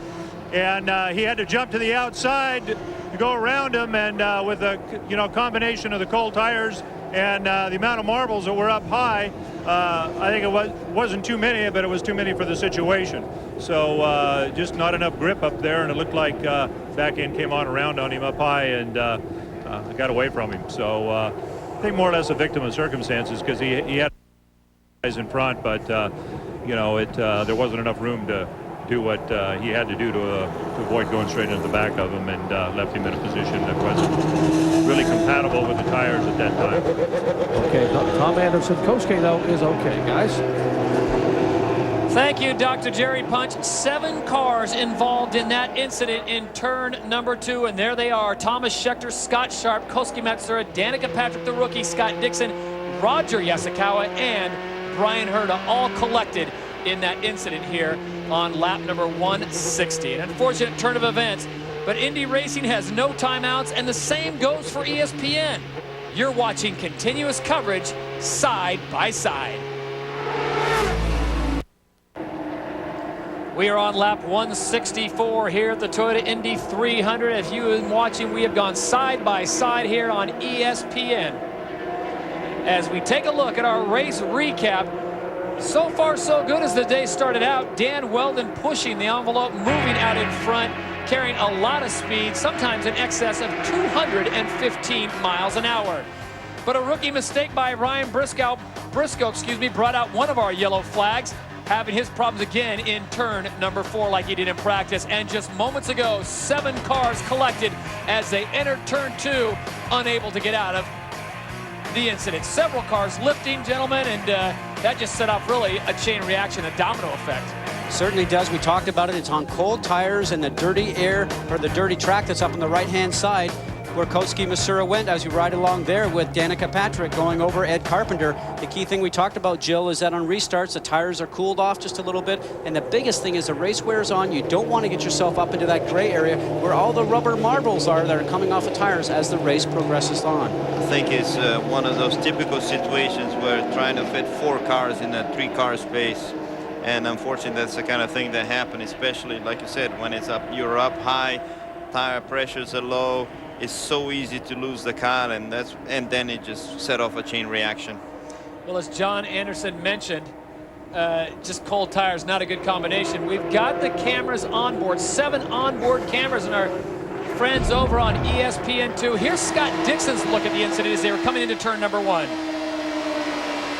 He had nowhere to go. Brian Herta loses it almost all by himself up in front there and takes Dixon out with him. And Jill, you've been through that before too. You know how much that hurts on that impact. This is on board with Patrick Carpentier. Now he kind of came out of this unscathed. And it's just raining debris when that happens, guys, because I've been through it so many times that you're just hoping nothing comes in and lands on you inside the cockpit. And you can hear things hitting the car and feel debris actually hitting your suit sometimes, Jill, because it's a dangerous situation. I actually broke one of my fingers in 2001 in Michigan, exactly in a situation like this. Well, just a quick recap. 8 cars have been lost today. Scheckter, Matsuura, Sharp, Herta, Patrick, Dixon, Yasukawa, and Ed Carpenter also out as we send down to Vince Welch. Well, one of the cars caught up in that belonged to Dennis Reinbold, Ryan Reinbold Racing. Roger Yasukawa started 10th, was having a good run up to 5th at one time. Could he have avoided that incident at all? He tried really hard to get the Investment Properties of America car down low. Our spotter was talking to him, and he just didn't have time to react. The last thing Robbie said from up top was he had no time to do anything. So Roger's okay. It was disappointing because we really had a great race car today. We had a chance to win this thing. So we made a lot of noise today and had a good run. So that's something we can build on. But It's disappointing when it ends like this. Good luck in Phoenix. Thanks. I tell you, he talked about not having time to react. And that is so true, because when you come in at 200 odd miles an hour, it all starts happening in front of you. The speed differential is so great, and you really don't have much time to react. Sometimes all you do is a small steering correction, we back off the throttle. Sometimes you don't even have time to brake before you hit something. We want to remind you that after this race is complete, ESPN Interactive Toyota Indy 300 post-race winner. You can chat with him. Go to ESPN.com, keyword IRL. As we send it back down to the pits, and Jamie Little. Well, Todd, the good news is everybody walked in on their own graces here. They're going to start releasing drivers, but they said they are going to hold Danica for a little while. She's feeling a little woozy. So tough day for these drivers, but we will have another update coming up, and we'll get it to you. All right, thank you very much. That's Jamie Little reporting from the hospital area. The good news is everyone walked in, but Danica did look a little disoriented, but she was this close. You know, we've seen racing like that all day long, and she needed about 2 more inches, and she's through there clean. It looks like a genius. Well, it's one of those things. I mean, she chose the inside, backed off a little bit, but you could tell he backed off because there's no sound from the in-car camera, but the speed differential is too great. There's nothing else she could have done. Well, as we take a look at our Toyota lap leaders as the pace car brings him around one more time, unfortunately, this is going to be a long cleanup. After 168 laps, Dan Weldon has 126 of them. Then it's Scheckter with 13, Castroneves 9. Tony Kanaan checks in with 8. Now, Weldon and Kanaan are still in the race. Herta has 5, Carpentier, Hornish Jr., and Vitor Mira with 1. There are 2 main things, I think, for those who stay. Cut tires. Did anybody run over some debris? Is that going to be a problem later on in the race with having a flat tire or anything like that? And the other thing is, good news for us is no more fuel worries. They're good to go to the end. Now full fuel, and they're going to be racing very, very hard to the end of the race. And even better news, Jill, is a 7-car pileup, Scott, at speed, and everyone walks away from it. That's the best news of the day. But now we have what Buddy Rice, really his words proved to be prophetic. With about 30 laps to go, it's going to be a shootout with 10 cars.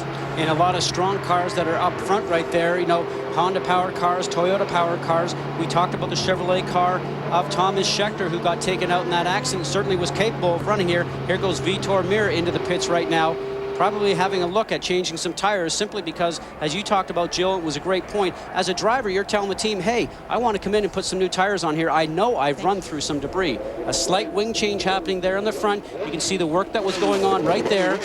So he's made a couple of changes, 4 brand new tires. Not only that, I think it's a great idea. Those are brand new tires. His car will actually be quicker. All right, let's go back down to the hospital area. That's where Jamie Little has Kosuke Matsura. Well, Kosuke's car is the first one we saw having a problem in that incident. Kosuke, what happened out there? I don't know exactly. After the green flag, I was, overtaking outside in Scheckter. And when I overtake, Scheckter, I think it's Scheckter. I don't hit me left rear tire. Or I don't know, something, I had a contact with him. His car got loose? No, shouldn't be. It looked like he slid out, maybe dirty air a little bit? I'm not sure. Are you okay? Yeah, I'm okay. Okay, good news. Kosuke Matsura is okay. Kosuke Matsura, the 2004 Rookie of the Year, and he certainly got loose, no question about that, Jill, but as we saw in the replay, it was a phantom touch if he was touched. No, I don't think he was touched at all, and to me, he just lost the back end. You know, I gotta hand it to him, though. Sometimes when you just been through an accident like this, you're a little bit confused, a little bit disoriented. So Kosuke, nobody touched you. You just lost the back end. But did it feel like, Scott, do you think it felt like he was touched from his perspective? Well, in his mind, he was always all the way past Scheckter, and you see, once you go past him, you think I'm clear. But, when the car starts to slide around like that, like Jill mentions, boy, you don't know if he got touched or not. But he should have known that he was up in the gray area there. You're driving the race car, you know the track is gray. All right, so as we go through the field, it is now down to 10. Dan Weldon is out in front. He has looked strong all day long. He has made the right decisions. He's drove aggressively, Jill. What do you think? He's my pick to win the race. Now, first it was Scheckter, but now it's Dan Weldon. You can't change this. I changed my mind. It's Dan Weldon. You should have done like me. I was going to wait till the white flag pick, Scott. Vitor Mira.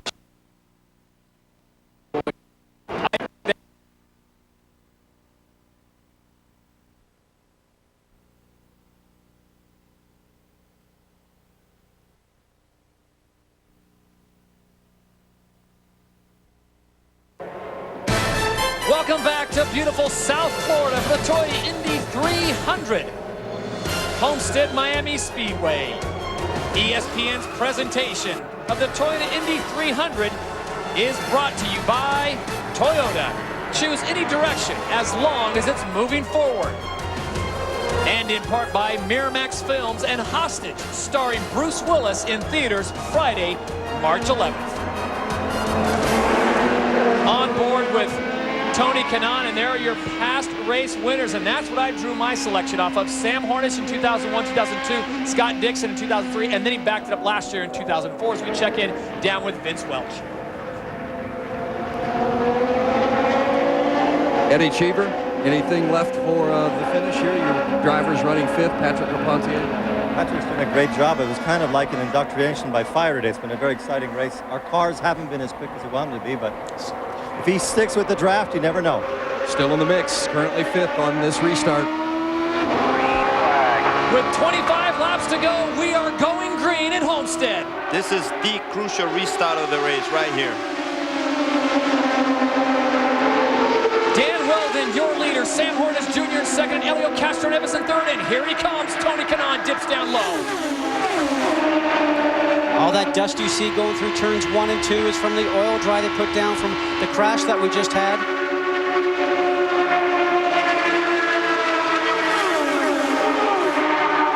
Good move by Tony there, going inside of Elio. So it's Andretti, Green, and Penske right now running the top 4. 26, Dan Weldon is your leader. Behind him, it's Sam Hornish Jr., the red and white car. And Tony Kanaan, the defending champion, number 11, the Andretti Green team. And then behind him, it's Elio Castroneves. Dan Weldon is not pulling away right now, is he? Well, remember, as you talked about, Jill, during the break, this is 100% fuel now for all these guys. Full rich for the fuel for the motors. 100% horsepower coming out of those Toyotas and those Hondas, so we'll have to see if one's stronger than the other. I think Dan is trying to get in front of Sam in the middle of the turns. You can see him sliding up a little bit onto Sam's line. We'll see what happens here. As we go on board with Tony Kanaan, you guys are former great drivers, not just good drivers, but great drivers. We were 17 laps, very nice of you. 17 laps in yellow. Physically, are they ready to go full speed? Obviously, it looks that way, but 17 laps at what, 80 miles an hour? Yeah, these guys are professionals. They've been through this sort of situation before. You sort of go into a different mindset altogether, start to plan for the restart, so on and so forth. So this is nothing for these guys. And we'd like to thank our sales partners, GM, Chevy, Castrol, and Electronic Arts for their support of ESPN's new side-by-side coverage. It allows you to see today's race even during commercials. A great thanks to them, but we are down to the final 19 laps. This is where you ratchet it up. Dan Weldon out in front. Sam Hornish Jr. in second. He won here last year. He's got the defending champion, Tony Kanaan, in third, and Elio Castroneves now lurking in fourth. That looks to me like he's got a little bit of understeer. He's riding out the racetrack a little bit. I expected him to be a little more like Tony's line than what he's doing right now. Tony Kanaan, is he setting up Sam Hornish Jr. because he keeps going to that inside? Right now he's trying to take advantage of Hornish getting the dirty air off of Weldon, and as Hornish moves up the track in the middle of the turns, Kanaan's car is moving well enough for him. He tries to take advantage of dive down low and then push up. Sam Hornish Jr. Hear him get out of the throttle. That's a big lift down a gear. The car went big time push, then loose on him.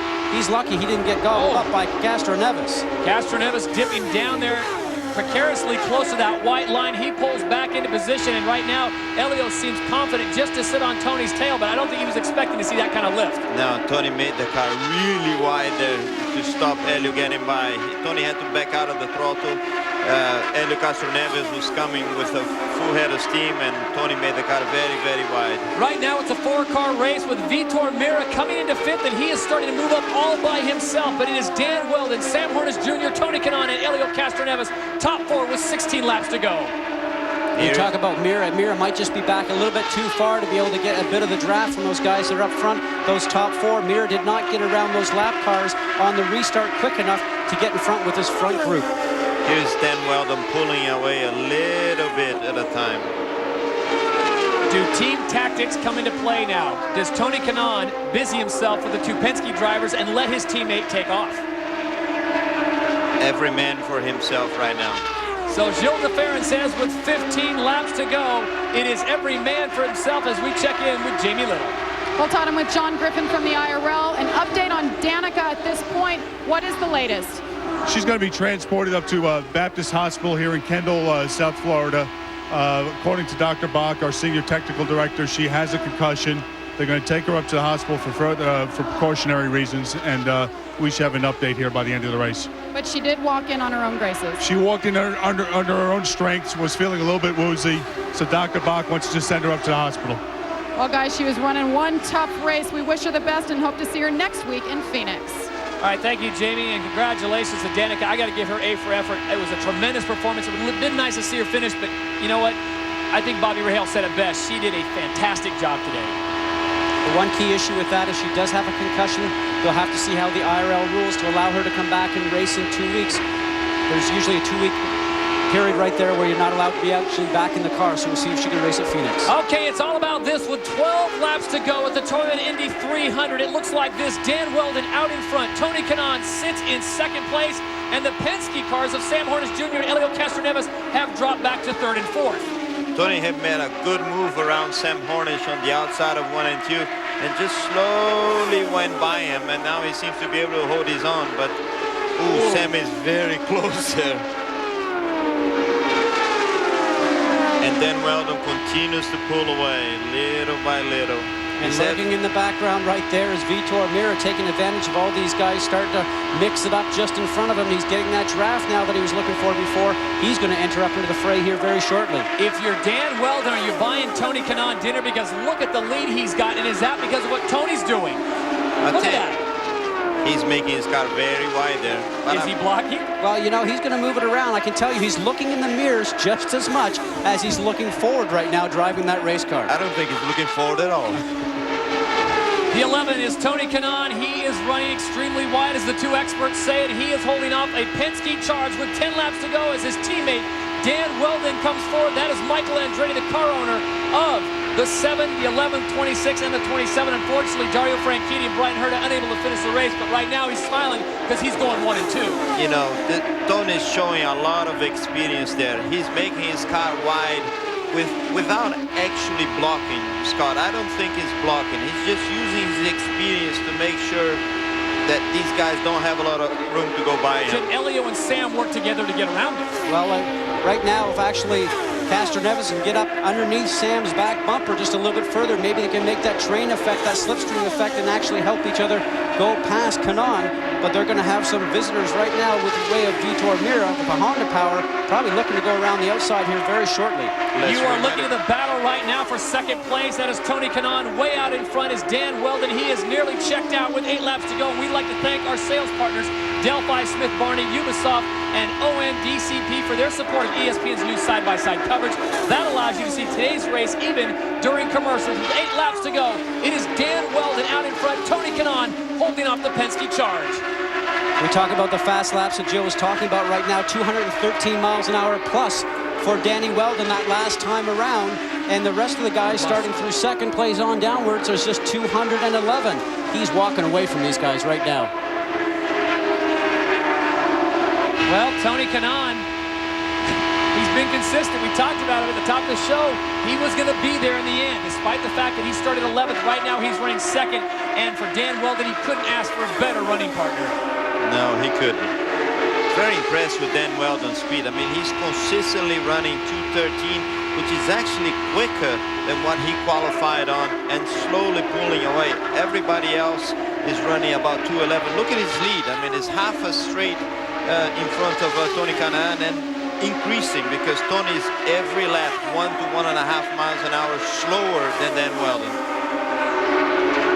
His lead now over 3 seconds on the field is Dan Weldon, your leader. Tony Kanaan, number 11, his teammate, holding off the Penskes. And now Vitor Meira has joined in. So you've got 3 guys trying to get around Tony Kanaan. And Vitor Meira's had enough. He's going to move around Helio Castroneves. Scott's pick.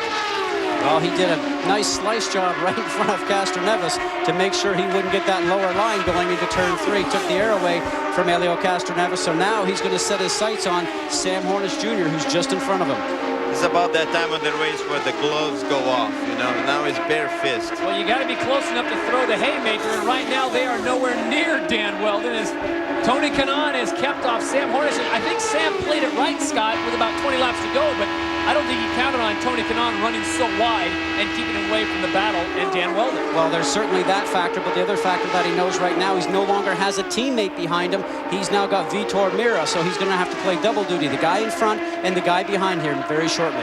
You know, Sam could be playing a little bit of sandbagging here with Tony, because he might be thinking that if he gets ahead before the last lap, he'll become an easy target to Tony. So he might be waiting until the last lap to do his move. Let's wait and see. We've got 2 laps to go, going into the last lap now. Vitor Mira getting a push on the outside. He'll go 2 wide with Sam Hornish Jr. Hornish Jr. on the inside, number 6, still behind Tony Kanaan. It's a good move.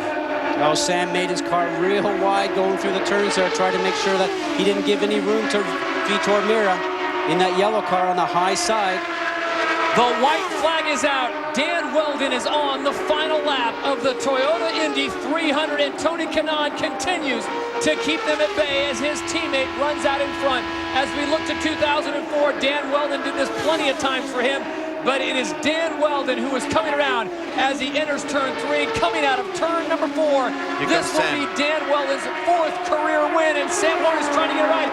Your winner, Dan Weldon, picks up the victory to open up the series in the battle for second as they come to the line. We know for sure that it's Dan Weldon, and it looks like unofficially Sam Hornish Jr. will grab second, Tony Kanaan third.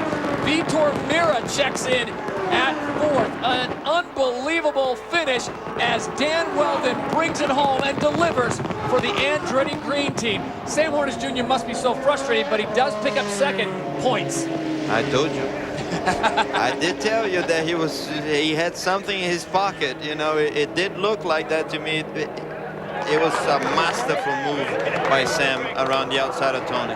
Michael Andretti and Kim Green, congratulations to them as their driver picks up the victory and 3rd place. As we go back to the line, I'll tell you the battle for first, somewhat anticlimactic. Dan Weldon ran away. This was the battle for second. Sam Hornish Jr. on the left side of your screen, and look how close they got. He's just driving Kanaan right down to the white line because Kanaan was trying to force him up the road, and we thought that Mira on the high side in the yellow car was actually going to take advantage of everything and get the 2nd place, but it wasn't to be.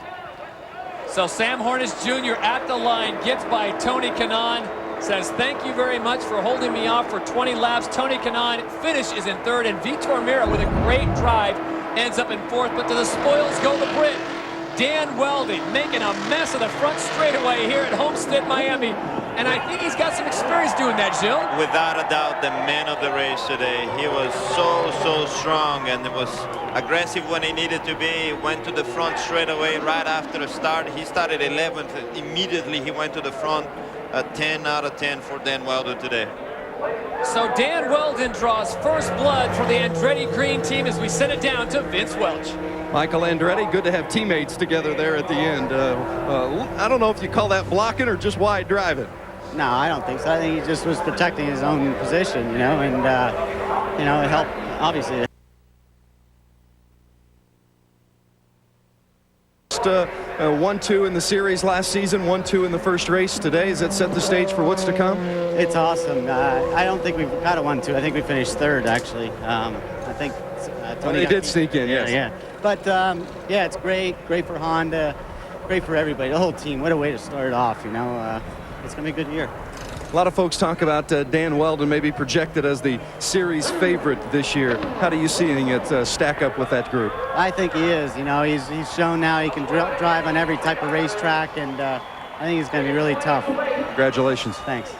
All right, thank you very much, Vince. As we take a look at our official results in the Toyota Indy 300, it is Dan Weldon picking up the victory, followed by Sam Hornish Jr. Tony Kanaan checks in at 3rd, then Vitor Mira, Elio Castroneves, Darren Manning getting in at 6th, Patrick Carpentier, Alex Barron, A.J. Foyt with his best career finish for A.J. the Foyt. Also, Paul Dana, congratulations to him, a top 10 finish. So Carpentier and Dana, 2 drivers making their first series start in the top 10. Koski Matsura involved in that incident, as well as Scott Sharp, Brian Herta, Danica Patrick. We heard from Jamie Little. She's being checked out for a possible concussion. We hope to see her in Phoenix in 2 weeks. But the man of the hour, Dan Weldon, number 26, part of that Andretti Green 4-headed monster. And I don't know if you said at the top of the show, but he certainly looked good when it counted. He certainly looked very good. I mean, in practice, he was good. He had an engine failure. He qualified not so well. He had a fantastic start and immediately to the front. Scott, you know what a good driver looks like. Is this guy the real deal for 2005? He's young, he's hungry, he's focused. He's actually drawn from the experience from the other 3 teammates for the previous year, and I think he's ready to win a championship. Well, Dan Weldon certainly was on it all day long, and he certainly deserves the victory here as we start off the IndyCar season in 2005 in fine fashion. Well, he hails from England, but today Dan Weldon is the sweetheart of South Florida. The confetti is flying, and this crowd here that came out to watch exciting IRL IndyCar action have gotten their money's worth, because what a performance today by Dan Weldon. Quite a battle down at the end, Sam, trying to get by. High fives here in victory lane. Folks from all the crew, and after he took the checkered flag, he was telling the crew, and our Rick Klein here, the chairman for Klein Tools, giving Dan a big hug. And Danny, what a performance today here at Homestead-Miami Speedway. You just walked away there in that final 25 laps. Man, I'm glad you think I walked away with it. It was pretty tough. Anytime you got Hornish breathing down your neck, it's difficult. But a fantastic job for the team. I mean, they worked very hard on this, and it's going to be a tough season. You could see how competitive it was. But I'm very, very happy with the result. Really, really good way to start a very competitive 17-race championship. So I'm proud. Your teammate, Tony Kanaan, they have a category in basketball called assist. He did a great job keeping the Penske guys busy when he got around both of them there with about 15 to go.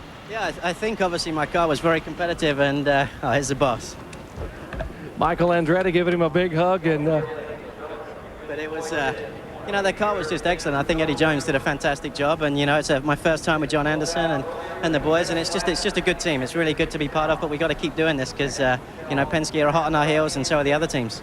You finished the year second in the points a year ago. Could this be the omen that this is Dan Weldon's year like it was Tony Kanaan's a year ago?